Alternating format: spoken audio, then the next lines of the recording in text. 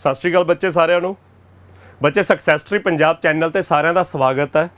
ਆਪਾਂ ਜਿਵੇਂ last week announce ਕੀਤਾ ਸੀ ਕਿ ਸਕਸੈਸਟਰੀ ਚੈਨਲ ਤੇ ਆਪਾਂ ਇੱਕ ਨਵਾਂ ਇਨੀਸ਼ੀਏਟਿਵ ਲੈਣ ਲੱਗੇ ਆ, ਜਿਹਦੇ ਵਿੱਚ ਕਿ ਆਪਣਾ ਡੀਆਈ ਦਾ ਜਿਹੜਾ ਸਾਰਾ ਸਿਲੇਬਸ ਹੈ, ਡੀਆਈ ਆਪਣੇ ਪੰਜਾਬ ਦੇ ਲਗਭਗ ਸਾਰੇ ਐਗਜ਼ਾਮਸ ਦੇ ਵਿੱਚ ਆਉਣੀ ਸ਼ੁਰੂ ਹੋ ਚੁੱਕੀ ਹੈ।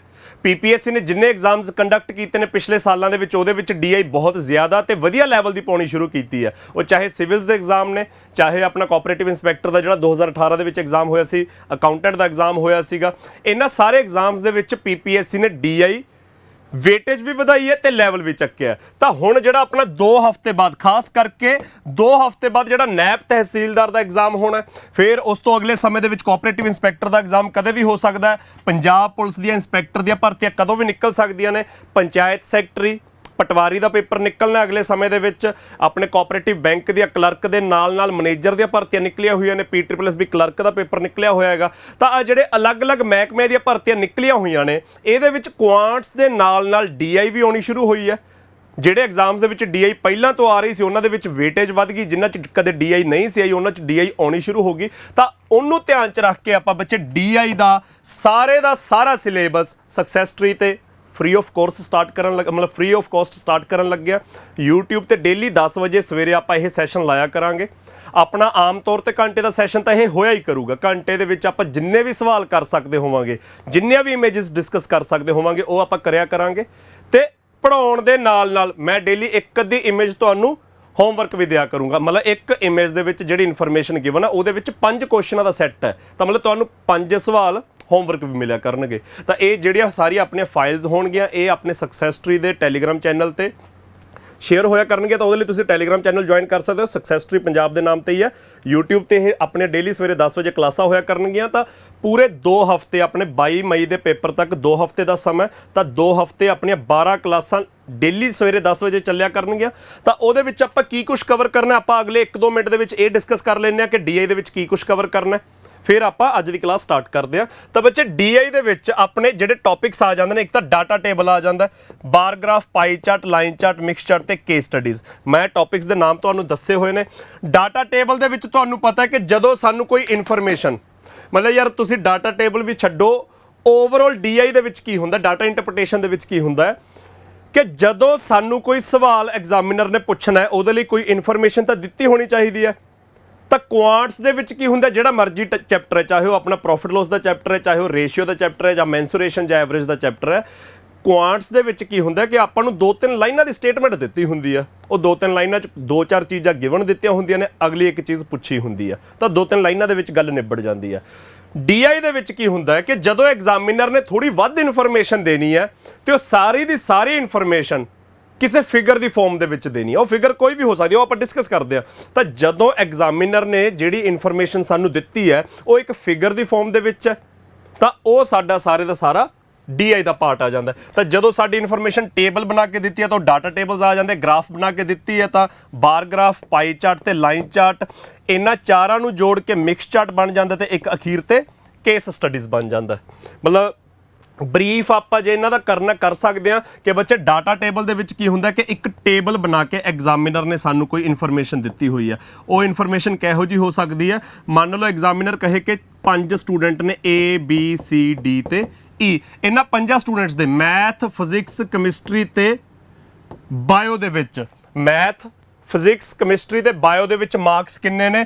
ਮੈਥ ਦੇ ਵੀ ਆਊਟ ਆਫ 50, ਫਿਜ਼ਿਕਸ ਦੇ ਵੀ ਆਊਟ ਆਫ 50, ਕੈਮਿਸਟਰੀ ਦੇ ਵੀ ਆਊਟ ਆਫ 50, ਬਾਇਓ ਦੇ ਵੀ ਆਊਟ ਆਫ 50 ਮਾਰਕਸ ਨੇ। A ਦੇ 38 ਮੈਥ ਦੇ ਵਿੱਚ, B ਦੇ 41 ਨੰਬਰ ਮੈਥ ਦੇ ਵਿੱਚ, C ਦੇ 45 ਨੰਬਰ ਮੈਥ ਦੇ ਵਿੱਚ, D ਦੇ 34 ਨੰਬਰ ਮੈਥ ਦੇ ਵਿੱਚ, E ਦੇ 46 ਨੰਬਰ ਮੈਥ ਦੇ ਵਿੱਚ। ਇਸੇ ਤਰ੍ਹਾਂ ਫਿਜ਼ਿਕਸ ਦੇ, ਕੈਮਿਸਟਰੀ ਦੇ, ਬਾਇਓ ਦੇ। ਤਾਂ ਮਤਲਬ ਸਾਨੂੰ ਡਾਟਾ ਕੀ ਗਿਵਨ ਹੈ, ਸਾਨੂੰ 5 ਸਟੂਡੈਂਟਸ ਦਾ ਡਾਟਾ ਗਿਵਨ ਹੈ ਕਿ 4 ਅਲੱਗ-ਅਲੱਗ ਸਬਜੈਕਟਸ ਦੇ ਵਿੱਚ ਉਹਨਾਂ ਦੇ ਆਊਟ ਆਫ 50 ਕਿੰਨੇ ਮਾਰਕਸ ਨੇ। ਤਾਂ ਉਹ ਸਾਰਾ ਡਾਟਾ ਇੱਕ ਟੇਬਲ ਬਣਾ ਕੇ ਐਗਜ਼ਾਮੀਨਰ ਦੇ ਰਿਹਾ ਸਾਨੂੰ। ਤਾਂ ਇਹ ਬੱਚੇ ਡਾਟਾ ਟੇਬਲ ਦਾ ਪਾਰਟ ਹੈ। ਤਾਂ ਆਪਾਂ ਡਾਟਾ ਟੇਬਲ ਦੀ ਜਦੋਂ ਪ੍ਰੈਕਟਿਸ ਕਰਾਂਗੇ ਤਾਂ ਆਪਾਂ ਇੱਕ ਇਹੋ ਜਿਹਾ ਟੇਬਲ ਦੇਖਾਂਗੇ, ਟੇਬਲ ਦੇ ਵਿੱਚ ਸਾਨੂੰ ਕੋਈ ਇਨਫੋਰਮੇਸ਼ਨ ਦਿੱਤੀ ਹੋਊਗੀ, ਉਹਨਾਂ ਵੈਲਿਊਜ਼ ਦਾ ਅਸੀਂ ਥੋੜਾ ਜਿਹਾ ਐਨਾਲਿਸਿਸ ਕਰਨਾ ਹੁੰਦਾ ਹੈਗਾ। ਜੇ ਕੁਝ ਕੈਲਕੂਲੇਟ ਕਰਨ ਦੀ ਲੋੜ ਪੈਂਦੀ ਤਾਂ ਕੈਲਕੂਲੇਟ ਕਰਾਂਗੇ। ਖੈਰ ਇੱਥੇ ਕੁਝ ਉਵੇਂ ਕੈਲਕੂਲੇਟ ਕਰਨ ਦੀ ਲੋੜ ਨਹੀਂ, ਇੱਥੇ ਸਾਨੂੰ ਸਿੱਧਾ ਐਗਜ਼ਾਮੀਨਰ ਨੇ ਵੈਲਿਊਜ਼ ਦੇਤੀਆਂ ਕਿ ਭਾਈ ਮੈਥ ਦੇ ਵਿੱਚ A ਸਟੂਡੈਂਟ ਦੇ 38 ਨੰਬਰ ਨੇ। ਹੋਰ ਕੀ ਹੋ ਸਕਦਾ ਸੀ, ਐਗਜ਼ਾਮੀਨਰ ਸਿੱਧੇ ਨੰਬਰ ਨਾ ਦਿੰਦਾ। ਮੈਂ ਜਦੋਂ ਕਹਿ ਰਿਹਾ ਕਿ ਐਨਾਲਿਸਿਸ ਕਰਾਂਗੇ, ਜੋ ਇਨਫੋਰਮੇਸ਼ਨ ਦਿੱਤੀ ਉਹਦਾ ਐਨਾਲਿਸਿਸ ਕਰਾਂਗੇ, ਤੇ ਜੇ ਕੁਝ ਕੈਲਕੂਲੇਟ ਕਰਨ ਦੀ ਲੋੜ ਪੈਂਦੀ ਆ ਤਾਂ ਦਿਮਾਗ 'ਚ ਚਲਾਵਾਂਗੇ ਕਿ ਹਾਂ ਭਾਈ ਕੈਲਕੂਲੇਟ ਕੀਤਾ ਜਾ ਸਕਦਾ। ਤਾਂ ਜਦੋਂ ਤਾਂ ਐਗਜ਼ਾਮੀਨਰ ਨੇ ਸਿੱਧੇ 38 ਨੰਬਰ ਦੇਤੇ ਉਦੋਂ ਤਾਂ ਕੁਝ ਕੈਲਕੂਲੇਟ ਕਰਨ ਦੀ ਲੋੜ ਨਹੀਂ। ਹੋਰ ਕੀ ਹੋ ਸਕਦਾ ਸੀ, ਐਗਜ਼ਾਮੀਨਰ ਕਹਿ ਦੇ ਪਰਸੈਂਟੇਜ ਵਾਈਜ਼ A ਦੇ ਮੈਥ ਦੇ ਵਿੱਚ 76% ਨੇ। ਹੁਣ ਸਾਨੂੰ ਕੈਲਕੂਲੇਟ ਕਰਨਾ ਪਊਗਾ ਕਿ ਭਾਈ ਟੋਟਲ 50 ਨੰਬਰਾਂ ਦੇ ਵਿੱਚੋਂ 76% ਲੈ ਗਿਆ ਤਾਂ ਕਿੰਨੇ ਨੰਬਰ ਬਣੇ, ਉਹ 38 ਨੰਬਰ ਬਣੇ। ਤਾਂ ਐਗਜ਼ਾਮੀਨਰ ਨੇ ਜੇ ਸਾਡਾ ਕੰਮ ਵਧਾਉਣਾ ਤਾਂ ਉਹ ਇਸ ਤਰ੍ਹਾਂ ਕੰਮ ਵਧਾ ਸਕਦਾ ਹੈ ਕਿ ਸਿੱਧਾ ਨੰਬਰ ਦੇਣ ਦੀ ਥਾਂ ਤੇ ਉਹ ਸਾਨੂੰ ਪਰਸੈਂਟੇਜ ਦੇ ਵਿੱਚ ਵੈਲਿਊਜ਼ ਦੇ ਦੇ ਕਿ ਭਾਈ ਮੈਥ ਦਾ ਟੋਟਲ ਤਾਂ 50 ਨੰਬਰ ਹੀ ਹੈ ਪਰ ਉਹਦੇ 76% ਆਏ, ਤਾਂ ਸਾਨੂੰ ਸਾਈਡ ਤੇ ਕੈਲਕੂਲੇਟ ਕਰਨਾ ਪੈ ਸਕਦਾ ਕਿਉਂਕਿ ਬੇਸ 50 ਹੈ ਤਾਂ ਥੋੜੀ ਕੈਲਕੂਲੇਸ਼ਨ ਈਜ਼ੀ ਹੈ, ਤਾਂ ਬਿਨਾਂ ਪੈਨ ਤੋਂ ਵੀ ਕਰ ਸਕਦੇ ਆ ਪਰ ਕੈਲਕੂਲੇਟ ਕਰਨਾ ਪੈ ਸਕਦਾ ਹੈ। ਜੇ ਸਿੱਧੇ ਨੰਬਰ ਦਿੱਤੇ 41 45 34 46 ਫਿਰ ਕੈਲਕੂਲੇਟ ਨਹੀਂ ਕਰਨਾ ਪਊਗਾ, ਸਿੱਧੇ ਨੰਬਰ ਗਿਵਨ ਨੇ, ਸਾਨੂੰ ਕੁਐਸਚਨ ਜਿਹੜਾ ਮਾਰਕਸ ਦੇ ਉੱਤੇ ਕੁਝ ਪੁੱਛਿਆ ਜਾ ਸਕਦਾ। ਤਾਂ ਇਹ ਬੱਚੇ ਆਪਣਾ ਡਾਟਾ ਟੇਬਲ ਹੈ। ਇਸੇ ਤਰ੍ਹਾਂ ਬਾਰ ਗ੍ਰਾਫ ਦੇ ਵਿੱਚ ਕੀ ਹੁੰਦਾ, ਗ੍ਰਾਫ ਬਣਿਆ ਹੁੰਦਾ ਐਕਸ ਵਾਈ ਐਕਸਿਸ ਦਾ, ਐਕਸ ਵਾਈ ਐਕਸਿਸ ਦਾ ਬਾਰ ਗ੍ਰਾਫ ਬਣਿਆ ਹੁੰਦਾ, ਉਹਦੇ ਵਿੱਚ ਬਾਰਸ ਬਣੀਆਂ ਹੁੰਦੀਆਂ ਨੇ। ਜਿਹਦੀ ਵੈਲਿਊ ਵੱਡੀ ਆ ਉਹਦੀ ਬਾਰ ਵੱਡੀ ਬਣ ਜਾਂਦੀ ਹੈ, ਜਿਹਦੀ ਵੈਲਿਊ ਛੋਟੀ ਆ ਉਹਦੀ ਬਾਰ ਛੋਟੀ ਬਣ ਸਕਦੀ ਹੈ। ਤਾਂ ਕੀ ਹੋ ਸਕਦਾ ਹੈ, ਇਨਫੋਰਮੇਸ਼ਨ ਇਹ ਹੋ ਸਕਦੀ ਹੈ ਕਿ ਕੋਈ ਕੰਪਨੀ ਹੈ ਐਕਸ, ਉਹ ਕੰਪਨੀ 5 ਅਲੱਗ-ਅਲੱਗ ਸਾਲਾਂ 'ਚ 2016 ਦੇ ਵਿੱਚ, 2017, 2018, 2019 ਤੇ 2020 ਦੇ ਵਿੱਚ ਕਿੰਨਾ ਸਮਾਨ ਪ੍ਰੋਡਿਊਸ ਕਰਦੀ ਹੈ, ਉਹਦੀ ਪ੍ਰੋਡਕਸ਼ਨ ਦਿੱਤੀ ਹੋ ਸਕਦੀ ਹੈ। ਤਾਂ ਜਿੰਨੀ ਉਹਦੀ ਵੈਲਿਊ ਹੈ ਪ੍ਰੋਡਕਸ਼ਨ ਦੀ ਹਰ ਸਾਲ 'ਚ ਓਡੀ ਉਹਦੀ ਬਾਰ ਖੜੀ ਕਰ ਦਿੱਤੀ ਜਾਂਦੀ ਹੈ। ਤਾਂ ਜਿਹੜੀ ਵੈਲਿਊ ਉਹ ਸਾਨੂੰ ਵਾਈ ਐਕਸਿਸ ਤੇ ਦੱਸੀ ਜਾਊਗੀ ਕਿ ਇੰਨੀ ਵੈਲਿਊ ਅਸੀਂ ਮੈਚ ਕਰਕੇ ਦੇਖ ਸਕਦੇ ਹਾਂ। ਕਈ ਵਾਰ ਤਾਂ ਨੰਬਰ 'ਚ ਦਿੱਤਾ ਹੀ ਹੁੰਦਾ ਹੈਗਾ ਵੀ ਭਾਈ ਉਹਨੇ ਪਹਿਲੇ ਸਾਲ 320 ਚੀਜ਼ਾਂ ਪ੍ਰੋਡਿਊਸ ਕੀਤੀਆਂ, ਅਗਲੇ ਸਾਲ 510 ਪ੍ਰੋਡਿਊਸ ਕੀਤੀਆਂ, ਉਸ ਤੋਂ ਅਗਲੇ ਸਾਲ 190 ਪ੍ਰੋਡਿਊਸ ਕੀਤੀਆਂ, ਉਸ ਤੋਂ ਅਗਲੇ ਸਾਲ 400 ਪ੍ਰੋਡਿਊਸ ਕੀਤੀਆਂ, ਉਸ ਤੋਂ ਅਗਲੇ ਸਾਲ 300 ਪ੍ਰੋਡਿਊਸ ਕੀਤੀਆਂ। ਤਾਂ ਐ ਵੈਲਿਊਜ਼ ਦੇ ਵੀ ਸਕਦਾ। ਜੇ ਵੈਲਿਊਜ਼ ਨਹੀਂ ਦਿੱਤੀਆਂ ਹੋਈਆਂ ਤਾਂ ਸਾਨੂੰ ਸਾਈਡ ਤੋਂ ਵਾਈ ਐਕਸਿਸ ਤੋਂ ਆਈਡੀਆ ਹੋ ਜਾਊਗਾ ਕਿ ਪਹਿਲੀ ਬਾਰ ਦੀ ਲੈਂਥ ਕਿੰਨੀ ਹੈ ਤਾਂ ਉਹਦੀ ਵੈਲਿਊ ਕਿੰਨੀ ਹੈ, ਦੂਜੀ ਬਾਰ ਦੀ ਲੈਂਥ ਕਿੰਨੀ ਹੈ ਤਾਂ ਉਹਦੀ ਵੈਲਿਊ ਕਿੰਨੀ ਹੈ। ਸਾਨੂੰ ਬਾਰਸ ਦੇ ਵਿੱਚ ਕੋਈ ਇਨਫੋਰਮੇਸ਼ਨ ਦਿੱਤੀ ਹੋ ਸਕਦੀ ਹੈ, ਫਿਰ ਉਸ ਦੇ ਵਿੱਚੋਂ ਸਵਾਲ ਪੁੱਛਿਆ ਜਾਊਗਾ। ਪਾਈ ਚਾਰਟ ਦੇ ਵਿੱਚ ਬੱਚੇ ਸਾਰਿਆਂ ਨੂੰ ਪਤਾ ਹੈ ਕੋਈ ਟੋਟਲ ਚੀਜ਼ ਹੋ ਸਕਦੀ ਹੈ, ਉਹ ਟੋਟਲ ਚੀਜ਼ ਦੀ ਡਿਸਟ੍ਰੀਬਿਊਸ਼ਨ ਕਰਨੀ ਹੈ 4 ਜਾਂ 5 ਚੀਜ਼ਾਂ ਦੇ ਵਿੱਚ। ਉਹ ਟੋਟਲ ਜਿੰਨੀ ਵੀ ਵੈਲਿਊ ਹੈ, ਟੋਟਲ ਜਿੰਨਾ ਵੀ ਅਮਾਊਂਟ ਹੈ ਜਾਂ ਕੁਆਂਟੀਟੀ ਹੈ, ਉਹਨੂੰ ਅਸੀਂ 4 ਜਾਂ 5 ਦੇ ਵਿੱਚ ਵੰਡਣਾ ਹੈਗਾ। ਫੋਰ ਐਗਜ਼ਾਮਪਲ ਕਿਸੇ ਸ਼ਹਿਰ ਦੀ ਗੱਲ ਕਰ ਲਓ, ਮੰਨ ਲਓ ਚੰਡੀਗੜ੍ਹ ਦੇ ਵਿੱਚ 2000 ਸਟੂਡੈਂਟ ਹੈ ਜਿਹੜਾ 10ਵੀਂ ਕਰਦਾ। ਚੰਡੀਗੜ੍ਹ 'ਚ 10ਵੀਂ ਕਰਨ ਵਾਲੇ 2000 ਸਟੂਡੈਂਟ ਨੇ। ਉਹ 2000 ਸਟੂਡੈਂਟ 5 ਅਲੱਗ-ਅਲੱਗ ਸਕੂਲਾਂ 'ਚ ਪੜ੍ਹਦੇ ਨੇ, A ਸਕੂਲ 'ਚ, B ਸਕੂਲ 'ਚ, C ਦੇ ਵਿੱਚ, D ਦੇ ਵਿੱਚ, E ਦੇ ਵਿੱਚ। ਤਾਂ ਐਗਜ਼ਾਮੀਨਰ ਸਾਨੂੰ ਟੋਟਲ 2000 ਸਟੂਡੈਂਟਸ ਦਾ ਡਾਟਾ ਦੇ ਰਿਹਾ ਹੈ ਕਿ ਉਹ 2000 ਦੇ ਵਿੱਚੋਂ ਜਿਹੜੇ ਸਟੂਡੈਂਟ ਨੇ 5 ਅਲੱਗ-ਅਲੱਗ ਸਕੂਲਾਂ 'ਚ ਪੜ੍ਹਦੇ ਨੇ, A B C D ਤੇ E ਸਕੂਲ ਦੇ ਵਿੱਚ। Thank you. Percentage wise examiner ਸਾਨੂੰ ਦੱਸ ਸਕਦਾ ਹੈਗਾ ਕਿ 2000 ਚੋਂ ਕਿੰਨੇ ਪਰਸੈਂਟ ਬੱਚੇ A ਸਕੂਲ 'ਚ ਪੜ੍ਹਦੇ ਨੇ, 18% ਬੱਚੇ A ਸਕੂਲ 'ਚ ਪੜ੍ਹਦੇ ਨੇ, 12% ਬੱਚੇ B ਸਕੂਲ 'ਚ ਪੜ੍ਹਦੇ ਨੇ, 26% C ਸਕੂਲ ਦੇ ਵਿੱਚ ਪੜ੍ਹਦੇ ਨੇ, 24% E ਸਕੂਲ ਦੇ ਵਿੱਚ ਪੜ੍ਹਦੇ ਨੇ, 20% D ਸਕੂਲ ਦੇ ਵਿੱਚ ਪੜ੍ਹਦੇ ਨੇ। ਕਿਉਂਕਿ ਟੋਟਲ ਬੱਚਿਆਂ ਨੂੰ ਵੰਡਤਾ, ਹੋਰ ਤਾਂ ਕਿਤੇ ਪੜ੍ਹਦੇ ਨਹੀਂ, 50 ਸਕੂਲਾਂ 'ਚ ਪੜ੍ਹਦੇ ਨੇ। ਤਾਂ ਟੋਟਲ ਨੰਬਰ 'ਚ ਚਾਹੇ 2000 ਹੈ, ਪਰਸੈਂਟੇਜ ਦੇ ਵਿੱਚ ਹਮੇਸ਼ਾ 100% ਹੁੰਦਾ ਹੈ। ਤਾਂ 100% ਦੀ ਡਿਵੀਜ਼ਨ ਆਪਾਂ 5 'ਚ ਕਰਤੀ। ਇਹ ਬੱਚੇ ਆਪਣਾ ਪਾਈ ਚਾਰਟ ਦਾ, ਮੈਂ ਸਿੰਪਲ ਫਿਗਰਸ ਸਮਝਾ ਰਿਹਾ ਹਲੇ। ਇਸੇ ਤਰ੍ਹਾਂ ਆਪਣਾ ਬੱਚੇ ਲਾਈਨ ਚਾਰਟ ਦਾ ਕੁਐਸਚਨ ਹੋਊਗਾ। ਲਾਈਨ ਚਾਰਟ ਵੀ ਚਲੋ ਆਪਾਂ ਬਣਾ ਸਕਦੇ ਹਾਂ ਕਿ ਵੈਸੇ ਮੋਟਾ ਜਿਹਾ ਸਾਰਿਆਂ ਨੂੰ ਪਤਾ ਕਿ ਲਾਈਨ ਚਾਰਟ ਦੇ ਵਿੱਚ ਵੀ ਗ੍ਰਾਫ ਬਣ ਜਾਊਗਾ, ਪਰ ਬਾਰਸ ਨਹੀਂ ਬਣਨਗੀਆਂ, ਸਿੱਧਾ ਆਹ ਲਾਈਨ ਚਾਰਟ ਹੈ ਬੱਚੇ ਆਪਣਾ। ਜੇ ਤੁਸੀਂ ਬਾਰਸ ਨੂੰ ਛੱਡ ਦਿਓ ਤਾਂ ਕਾਲੇ ਮਾਰਕਰ ਨਾਲ ਜੋ ਮੈਂ ਡਰਾ ਕਰਤਾ ਉਹ ਤੁਹਾਡਾ ਲਾਈਨ ਚਾਰਟ ਹੈ। ਤਾਂ ਇਹ ਲਾਈਨ ਚਾਰਟ ਹੈ। ਮਿਕਸ ਚਾਰਟ ਆਪਣੇ ਆਪ 'ਚ ਨਵੀਂ ਕੋਈ ਚੀਜ਼ ਨਹੀਂ ਹੈਗੀ ਬੱਚੇ। ਮਿਕਸ ਚਾਰਟ ਨਾਮ ਤੋਂ ਹੀ ਪਤਾ ਲੱਗਦਾ, ਮਿਕਸਚਰ ਆਫ ਚਾਰਟਸ।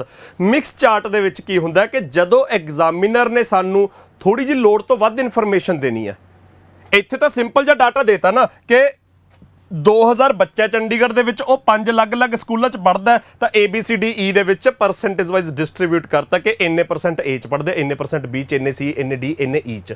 ਇਹ ਤਾਂ ਹੋ ਗਿਆ ਪਾਈ ਚਾਰਟ। ਜਦੋਂ ਐਗਜ਼ਾਮੀਨਰ ਨੇ ਥੋੜੀ ਜਿਹੀ ਵੱਧ ਇਨਫੋਰਮੇਸ਼ਨ ਦੇਣੀ ਹੈ ਤਾਂ ਉਦੋਂ ਉਹ ਸਾਨੂੰ ਇੱਕ ਚਾਰਟ ਦੇ ਨਾਲ ਇੱਕ ਟੇਬਲ ਬਣਾ ਦੂਗਾ। ਇੱਕ ਚਾਰਟ ਦੇ ਨਾਲ ਇੱਕ ਗ੍ਰਾਫ ਬਣਾ ਦੂਗਾ, ਇੱਕ ਟੇਬਲ ਦੇ ਨਾਲ ਇੱਕ ਚਾਰਟ ਬਣਾ ਦੂਗਾ, ਇੱਕ ਤੋਂ ਵੱਧ ਇਮੇजेस ਬਣਾ ਦੂਗਾ, ਤਾਂ ਉਹ ਹੋ ਗਿਆ ਮਿਕਸਚਰ ਆਫ ਚਾਰਟਸ। ਉਹ ਮਿਕਸ ਚਾਰਟ ਬਣ ਗਿਆ। ਤਾਂ ਇਹਨਾਂ ਚਾਰਾਂ ਚੋਂ ਹੀ ਮਿਕਸ ਚਾਰਟ ਬਣਦਾ ਹੈਗਾ। ਤਾਂ ਬੱਚੇ ਜਿਵੇਂ ਐਗਜ਼ਾਮੀਨਰ ਕਹਿ ਦੇ ਆ ਤਾਂ ਪਾਈ ਚਾਰਟ ਹੈ ਤੁਹਾਡੇ ਸਾਹਮਣੇ। ਐਗਜ਼ਾਮੀਨਰ ਕਹਿ ਦੇ ਕਿ ਚੰਡੀਗੜ੍ਹ ਦੇ ਵਿੱਚ 2000 ਬੱਚਾ ਹੈ, ਸਕੂਲ ਦੇ ਵਿੱਚ ABCD ਈਚ ਪੜ੍ਹਦੇ ਨੇ, ਪਰਸੈਂਟੇਜ ਵਾਈਜ਼ ਦੱਸਤਾ। ਉਸ ਤੋਂ ਬਾਅਦ ਕਹੇ ਹਰ ਇੱਕ ਸਕੂਲ 'ਚ ਜਿਹੜੇ ਬੱਚੇ ਪੜ੍ਹਦੇ ਨੇ, ਇਹ ਤਾਂ ਬੱਚਿਆਂ ਦਾ ਡਾਟਾ ਆ ਗਿਆ ਨਾ, ਸਟੂਡੈਂਟਸ ਦਾ ਡਾਟਾ ਆ ਗਿਆ, ਮਤਲਬ ਬॉयਜ਼ ਤੇ ਗਰਲਸ ਮਿਲਾ ਕੇ ਡਾਟਾ ਆ ਗਿਆ। ਹੁਣ ਹਰ ਸਕੂਲ ਦਾ ਅੱਗੇ ਉਹ ਕਹਿ ਦੇ ਕਿ ਭਾਈ ਬॉयਜ਼ ਤੇ ਗਰਲਸ ਦੀ ਰੇਸ਼ੀਓ ਕਿੰਨੀ ਆ। ਹਰ ਸਕੂਲ 'ਚ A B C D ਤੇ E ਸਕੂਲ 'ਚ ਬॉयਜ਼ ਤੇ ਗਰਲਸ ਦੀ ਐਗਜ਼ਾਮੀਨਰ ਰੇਸ਼ੀਓ ਦੇ ਸਕਦਾ ਕਿ ਭਾਈ A ਸਕੂਲ 'ਚ ਬॉयਜ਼ ਤੇ ਗਰਲਸ ਦੀ ਰੇਸ਼ੀਓ ਕੀ ਹੈ 1:2, B ਸਕੂਲ 'ਚ ਬॉयਜ਼ ਤੇ ਗਰਲਸ ਦੀ ਰੇਸ਼ੀਓ ਕੀ ਹੈ 3:1, C ਸਕੂਲ ਦੇ ਵਿੱਚ ਬॉयਜ਼ ਤੇ ਗਰਲਸ ਦੀ ਰੇਸ਼ੀਓ ਕੀ ਹੈ 6:7, D ਸਕੂਲ ਦੇ ਵਿੱਚ ਬॉयਜ਼ ਤੇ ਗਰਲਸ ਦੀ ਰੇਸ਼ੀਓ ਕੀ ਹੈ 3:2, ਆਖਰੀ E ਸਕੂਲ ਦੇ ਵਿੱਚ ਬॉयਜ਼ ਤੇ ਗਰਲਸ ਦੀ ਰੇਸ਼ੀਓ ਕੀ ਹੈ 1:2। ਤਾਂ ਇਹ ਸਾਡਾ ਮਿਕਸ ਚਾਰਟ ਬਣ ਗਿਆ। ਜਦੋਂ ਇੱਕ ਪਾਈ ਚਾਰਟ ਦੇ ਨਾਲ ਇੱਕ ਡਾਟਾ ਟੇਬਲ ਵੀ ਦਿੱਤਾ, ਥੋੜੀ ਵੱਧ ਇਨਫੋਰਮੇਸ਼ਨ ਦੇ ਲਈ ਇੱਕ ਤੋਂ ਵੱਧ ਇਮੇजेस ਬਣਾਤੀਆਂ, ਤਾਂ ਉਹ ਬੱਚੇ ਸਾਡਾ ਮਿਕਸ ਚਾਰਟ ਆ ਗਿਆ। ਤਾਂ ਆਹ ਕੁਛ ਆਪਣੇ ਇਮੇजेस ਹੁੰਦੀਆਂ ਨੇ। ਕੇਸ ਸਟੱਡੀਜ਼ ਦੇ ਵਿੱਚ ਕੀ ਹੁੰਦਾ ਬੱਚੇ, ਸਾਨੂੰ ਕੋਈ ਫਿਗਰ ਨਹੀਂ ਬਣਾ ਕੇ ਦਿੰਦਾ ਐਗਜ਼ਾਮੀਨਰ, ਕੋਈ ਚਾਰਟ ਟੇਬਲ ਜਾਂ ਗ੍ਰਾਫ ਨਹੀਂ ਬਣਾ ਕੇ ਦਿੰਦਾ। ਕੇਸ ਸਟੱਡੀਜ਼ ਦੇ ਵਿੱਚ ਐਗਜ਼ਾਮੀਨਰ ਇੱਕ ਵੱਡਾ ਕੇਸ ਲਿਖ ਦੂਗਾ, ਇੱਕ ਵੱਡਾ ਪੈਰਾਗ੍ਰਾਫ ਲਿਖ ਦੂਗਾ, ਸਾਰੀ ਇਨਫੋਰਮੇਸ਼ਨ ਉਸ ਪੈਰਾਗ੍ਰਾਫ ਦੇ ਵਿੱਚ ਦੇ ਦੂਗਾ। ਜਿਵੇਂ ਆਹੀ ਇਨਫੋਰਮੇਸ਼ਨ ਜਿਹੜੀ ਮੈਂ ਪਾਈ ਚਾਰਟ 'ਚ ਬਣਾਈ ਹੈ, ਜੇ ਇਹੀ ਮੈਂ ਐਕਸਪਲੇਨ ਕਰਨੀ ਹੋਵੇ, ਬੋਲਣਾ ਹੋਵੇ, ਤਾਂ ਮੈਂ ਕੀ ਬੋਲੂੰ? In Chandigarh there are total 2000 students pursuing 10th class.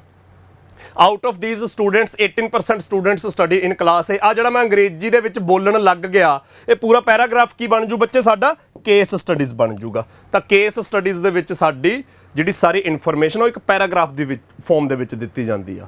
ਤਾਂ ਕੇਸ ਸਟੱਡੀਜ਼ ਦੇ ਵਿੱਚ ਹੀ ਬੱਚੇ ਤੁਸੀਂ ਵੈਨ ਡਾਇਗਰਾਮ ਵਾਲੇ ਕੁਐਸਚਨ ਦੇਖਣੇ ਆ। ਜਿਹੜਾ ਆਪਣਾ 2018 ਦੇ ਕੋਆਪਰੇਟਿਵ ਇੰਸਪੈਕਟਰ 'ਚ ਕੁਐਸਚਨ ਆਇਆ ਸੀ ਵੈਨ ਡਾਇਗਰਾਮ ਵਾਲਾ, ਉਹ ਕੇਸ ਸਟੱਡੀਜ਼ ਦਾ ਪਾਰਟ ਹੈ। ਤਾਂ ਕੇਸ ਸਟੱਡੀਜ਼ ਦੇ ਵਿੱਚ ਜਿਹੜੇ ਕੁਐਸਚਨ ਬਣਦੇ ਉਹਨਾਂ 'ਚ ਕੁਝ ਵੈਨ ਡਾਇਗਰਾਮ ਦੇ ਨਾਲ ਹੁੰਦੇ, ਕੁਝ ਬਿਨਾਂ ਵੈਨ ਡਾਇਗਰਾਮ ਤੋਂ ਵੀ ਹੋ ਜਾਂਦੇ ਆ। ਤਾਂ ਉਹ ਸਾਰੇ ਤਰ੍ਹਾਂ ਦੇ ਆਪਾਂ ਕੁਐਸਚਨਸ ਦੇਖਾਂਗੇ। ਤਾਂ ਬੱਚੇ ਆਪਾਂ ਪੂਰੀ DI ਦੇ ਵਿੱਚ ਆਹ ਚੀਜ਼ਾਂ ਦੇਖਣੀਆਂ ਨੇਗੀਆਂ। ਤਾਂ ਆਪਣਾ ਡੇਲੀ ਸਵੇਰੇ 10 ਵਜੇ ਸਕਸੈਸ ਟਰੀ ਤੇ ਇਹ ਸੈਸ਼ਨ ਚੱਲਿਆ ਕਰੂਗਾ। ਅਗਲੇ 2 ਹਫ਼ਤੇ 12 ਦਿਨ 6 ਦਿਨ ਇਸ ਹਫ਼ਤੇ, 6 ਦਿਨ ਅਗਲੇ ਹਫ਼ਤੇ। ਤਾਂ ਡੇਲੀ 12 ਦੇ 12 ਦਿਨ ਡੇਲੀ ਸਵੇਰੇ 10 ਵਜੇ ਸੈਸ਼ਨ ਚਲਾਵਾਂਗੇ, ਜਿਹਦੇ ਵਿੱਚ ਆਪਾਂ ਤਮਾਮ ਤਰ੍ਹਾਂ ਦੇ ਸਵਾਲਾਂ ਦੀ ਪ੍ਰੈਕਟਿਸ ਕਰਾਂਗੇ। ਤਮਾਮ ਤਰ੍ਹਾਂ ਦੇ ਸੌਖੇ, ਔਖੇ, ਸਿੱਧੇ, ਟੇਢੇ ਸਵਾਲ, ਟਿਪੀਕਲ ਸਵਾਲ, ਟਫ, ਕੰਪਲੀਕੇਟਿਡ, ਪੁਰਾਣੇ ਪੇਪਰਾਂ ਦੇ ਆਏ ਹੋਏ ਸਵਾਲ, ਐਤਕੀ ਜਿਹੜੇ ਆ ਸਕਦੇ ਨੇ ਉਹੋ ਜਿਹੇ ਸਵਾਲ, ਹਰ ਤਰ੍ਹਾਂ ਦੀ ਇਮੇਜ ਪੜਾਂਗੇ। ਇਸ ਤੋਂ ਬਿਨਾਂ ਜੇ ਤੁਹਾਡੇ ਕੋਈ ਡਾਊਟਸ ਨੇ ਕਿ ਸਰ ਮੈਨੂੰ ਫਲਾਣਾ ਕੁਐਸਚਨ ਕਰਾ ਦਿਓ ਜਾਂ ਫਲਾਣਾ ਕੁਐਸਚਨ ਕਰਾ ਦਿਓ, ਉਹ ਤੁਸੀਂ ਕਮੈਂਟ ਸੈਕਸ਼ਨ ਦੇ ਵਿੱਚ ਜਦੋਂ ਕੋਈ ਵੀ ਕਮੈਂਟ ਕਰ ਦਿਓ, ਮੈਂ ਕਮੈਂਟ ਥੋੜੇ ਜਿਹੇ ਸੀਰੀਅਸਲੀ ਪੜ੍ਹਦਾ, ਆਪਾਂ ਕਲਾਸ ਦੇ ਵਿੱਚੋਂ ਕਵਰ ਕਰਾਂਗੇ। ਤੇ ਨਾਲ ਜਿਵੇਂ ਮੈਂ ਪਿਛਲੀ ਵੀਡੀਓ ਦੇ ਵਿੱਚ ਵੀ ਕਿਹਾ ਸੀਗਾ ਕਿ ਨਾਲ ਆਪਾਂ ਤੁਹਾਨੂੰ ਇੱਕ ਡੇਲੀ ਹੋਮਵਰਕ ਵੀ ਦਿਆ ਕਰਾਂਗੇ। ਤਾਂ ਤੁਹਾਡਾ ਹੋਮਵਰਕ ਕੀ ਹੋਇਆ ਕਰੂ ਕਿ ਜਦੋਂ ਕੋਈ ਵੀ ਇਮੇਜ ਦੇ ਉੱਤੇ ਕੁਐਸਚਨ ਬਣ ਰਿਹਾ ਹੈਗਾ, ਉਹਦੇ ਵਿੱਚ ਫਰਦਰ 5 ਸਵਾਲ ਪੁੱਛੇ ਜਾਣਗੇ। ਤਾਂ ਜੇ ਆਪਾਂ ਕਲਾਸ 'ਚ ਉਹੋ ਜਿਹੇ 2 ਜਾਂ 3 ਇਮੇजेस ਕਰਦੇ ਆ, ਤਾਂ 10 ਤੋਂ 15 ਸਵਾਲ ਤਾਂ ਆਪਾਂ ਕਲਾਸ 'ਚ ਕਰ ਲਏ। ਇੱਕ ਸਵਾਲ ਤੁਹਾਨੂੰ ਹੋਮਵਰਕ ਵੀ ਮਿਲੂ, ਮਤਲਬ 5 ਕੁਐਸਚਨਸ ਦਾ ਸੈੱਟ ਤੁਹਾਨੂੰ ਹੋਮਵਰਕ ਮਿਲ ਜੂਗਾ। ਉਹਦੇ ਆਨਸਰਸ ਤੁਸੀਂ ਉਹ ਵੀਡੀਓ ਦੇ ਕਮੈਂਟ ਸੈਕਸ਼ਨ 'ਚ ਕਰੋਗੇ। ਡਾਊਟਸ ਨੇ ਉਹ ਵੀ ਓਬਵੀਅਸਲੀ ਕਮੈਂਟ ਸੈਕਸ਼ਨ ਦੇ ਵਿੱਚ ਪੋਸਟ ਕਰੋਗੇ। ਤਾਂ ਅਗਲੀ ਕਲਾਸ ਦੇ ਵਿੱਚ ਮੈਂ ਉਹ ਪਿਛਲੇ ਤੁਹਾਡੇ ਡਾਊਟਸ ਨੂੰ ਐਡਰੈਸ ਕਰਕੇ ਫਿਰ ਅੱਗੇ ਪੜਾਊਂਗਾ। ਨਵੀਆਂ ਇਮੇजेस ਪੜਾਂਗੇ, ਨਵੇਂ ਸਵਾਲ ਕਰਾਂਗੇ, ਨਵਾਂ ਹੋਮਵਰਕ ਮਿਲੂਗਾ। ਤਾਂ ਅਗਲੇ ਬੱਚੇ 12 ਦਿਨ ਆਪਣਾ 2 ਹਫ਼ਤੇ ਆਪਣਾ ਇਹੀ ਕੁਛ ਚੱਲਣਾ। ਤਾਂ ਆਪਾਂ ਇਹ ਤਾਂ DI ਦਾ ਹੋ ਗਿਆ ਪੋਰਸ਼ਨ ਜਿਹੜਾ ਕਵਰ ਕਰਨਾ। ਇਹਦੇ ਵਿੱਚ ਕੁਝ ਵੀ ਸਟਾਰਟ ਕਰਨ ਤੋਂ ਪਹਿਲਾਂ ਮੈਂ ਮਾੜਾ ਜਿਹਾ ਕੈਲਕੂਲੇਸ਼ਨਸ ਬਾਰੇ ਦੱਸਦਾ। ਬੱਚੇ DI ਦੇ ਵਿੱਚ ਸਵਾਲ ਪੁੱਛੇ ਕਿਹੋ ਜਿਹੇ ਜਾਂਦੇ ਨੇ। ਮੈਂ ਤੁਹਾਨੂੰ ਇਮੇजेस ਤਾਂ ਦੱਸਦੀ ਹੈ ਕਿ ਇਨਫੋਰਮੇਸ਼ਨ ਜਿਹੜੀ ਦਿੱਤੀ ਜਾਊਗੀ ਉਹ ਕੁਝ ਇਸ ਤਰ੍ਹਾਂ ਦੀ ਦਿੱਤੀ ਜਾਊਗੀ, ਪਰ ਇਹਦੇ ਵਿੱਚੋਂ ਸਵਾਲ ਕੀ ਪੁੱਛੂਗਾ ਐਗਜ਼ਾਮੀਨਰ। ਹੁਣ ਜਿਵੇਂ ਆ ਇੱਥੇ ਐਗਜ਼ਾਮੀਨਰ ਸਵਾਲ ਪੁੱਛ ਸਕਦਾ ਹੈ ਕਿ A ਸਟੂਡੈਂਟ ਦੇ ਮੈਥ ਤੇ ਫਿਜ਼ਿਕਸ ਦੇ marks is what percent of C student ਦੇ ਕੈਮਿਸਟਰੀ ਤੇ ਬਾਇਓ ਦੇ ਮਾਰਕਸ। ਐਗਜ਼ਾਮੀਨਰ ਪਰਸੈਂਟੇਜ ਦੇ ਵਿੱਚ ਕੁਝ ਪੁੱਛ ਸਕਦਾ ਹੈ ਕਿ A ਸਟੂਡੈਂਟ ਦੇ ਮੈਥ ਪਲੱਸ ਫਿਜ਼ਿਕਸ ਦੇ ਮਾਰਕਸ ਨੇ ਜਿਹੜੇ is what percent of B student ਦੇ ਜਿਹੜੇ ਕੈਮਿਸਟਰੀ ਤੇ ਬਾਇਓ ਦੇ ਮਾਰਕਸ ਨੇ। ਤਾਂ ਪਰਸੈਂਟੇਜ ਕੱਢਣੀ ਪੁੱਛ ਸਕਦਾ ਐਗਜ਼ਾਮੀਨਰ। ਤਾਂ ਬੱਚੇ ਸਾਨੂੰ ਪਰਸੈਂਟੇਜ ਕੱਢਣੀ ਆਉਂਦੀ ਹੋਣੀ ਚਾਹੀਦੀ ਹੈ। ਕਿਹਦੀ ਪਰਸੈਂਟੇਜ ਕੱਢਣੀ ਹੈ ਉਹ ਅਸੀਂ ਸਟੇਟਮੈਂਟਾਂ ਧਿਆਨ ਨਾਲ ਪੜਾਂਗੇ। ਫਿਰ ਪਰਸੈਂਟੇਜ ਕਿਵੇਂ ਕੱਢਣੀ ਹੈ ਉਹ ਸਾਨੂੰ ਆਉਂਦੀ ਹੋਣੀ ਚਾਹੀਦੀ ਹੈ। ਫਿਰ ਪਰਸੈਂਟੇਜ ਕੱਢਣ ਲੱਗਿਆਂ ਜਿਹੜੀ ਕੈਲਕੂਲੇਸ਼ਨ ਹੋਣੀ ਹੈ ਉਹ ਮੇਰੀ ਜ਼ਿੰਮੇਵਾਰੀ ਹੈ ਤੁਹਾਨੂੰ ਦੱਸਣ ਦੀ ਕਿ ਕਿਵੇਂ ਸੌਖੀ ਕੈਲਕੂਲੇਸ਼ਨ ਕਰ ਸਕਦੇ ਆਂਗੇ। ਪਰਸੈਂਟੇਜ ਤੋਂ ਬਿਨਾਂ ਹੋਰ ਐਗਜ਼ਾਮੀਨਰ ਕੀ ਪੁੱਛ ਸਕਦਾ ਹੈ? ਰੇਸ਼ੀਓ ਕੱਢਣੀ ਪੁੱਛ ਸਕਦਾ। ਤਾਂ ਬੱਚੇ ਰੇਸ਼ੀਓ ਕੱਢਣ ਵੇਲੇ ਕੀ ਹੈ, ਐਗਜ਼ਾਮੀਨਰ ਕਹਿ ਦੇ ਕਿ ਮੈਥ ਦੇ ਵਿੱਚ B ਤੇ C ਦੇ ਮਾਰਕਸ, ਉਹਦੀ ਰੇਸ਼ੀਓ ਕੱਢੋ। ਕੈਮਿਸਟਰੀ ਦੇ ਵਿੱਚ A ਤੇ E ਦੇ ਮਾਰਕਸ। ਐਗਜ਼ਾਮੀਨਰ ਰੇਸ਼ੀਓ ਕੱਢਣ ਨੂੰ ਕਹਿ ਸਕਦਾ ਤਾਂ ਰੇਸ਼ੋ ਕੱਢਣ ਵੇਲੇ ਕੀ ਕਰਨਾ, ਜਿਹਦੀ ਰੇਸ਼ੋ ਕੱਢਣੀ ਹੈ ਜਿਹਦੇ ਨਾਲ ਰੇਸ਼ੋ ਕੱਢਣੀ ਹੈ ਦੋਨਾਂ ਵੈਲਿਊਜ਼ ਨੂੰ ਲਿਖ ਲੈਂਦੇ ਆਪਾਂ, ਫਿਰ ਦੋਨੇ ਪਾਸੇ ਜੋ ਕਾਮਨ ਉਹ ਕੈਂਸਲ ਕਰਨਾ ਹੁੰਦਾ, ਤਾਂ ਰੇਸ਼ੋ ਵੀ ਐਂ ਕੱਢਦੇ ਰਹੇ ਆ। ਤਾਂ ਕੈਂਸਲ ਤਾਂ ਹੋਊਗਾ ਜੇ ਸਾਨੂੰ ਇਹ ਪਛਾਣ ਹੋਊਗੀ ਕਿ ਭਾਈ ਕਿਹਦੇ ਤੇ ਕੱਟੇ ਜਾਂਦੇ ਨੇ, ਟੇਬਲਸ ਆਉਂਦੇ ਹੋਣੇ ਚਾਹੀਦੇ ਨੇ। ਤਾਂ ਪਰਸੈਂਟੇਜ ਕੱਢਣ ਵੇਲੇ ਵੀ ਰੇਸ਼ੋ ਕੱਢਣ ਵੇਲੇ ਵੀ ਟੇਬਲਸ ਜ਼ਰੂਰੀ ਨੇ, ਕੈਲਕੂਲੇਸ਼ਨ ਇੰਨੀ ਕੁ ਇੰਪੋਰਟੈਂਟ ਹੈ। ਹੋਰ ਐਗਜ਼ਾਮੀਨਰ ਕੀ ਪੁੱਛ ਸਕਦਾ ਹੈ, ਐਗਜ਼ਾਮੀਨਰ ਪੁੱਛ ਸਕਦਾ ਹੈ ਕੈਮਿਸਟਰੀ ਦੇ ਵਿੱਚ 50 ਸਟੂਡੈਂਟਸ ਦੇ ਟੋਟਲ ਮਾਰਕਸ ਦੱਸੋ, ਤਾਂ ਆਹ 5 ਵੈਲਿਊਜ਼ ਐਡ ਕਰਨੀਆਂ ਹੋਣਗੀਆਂ ਤੁਸੀਂ।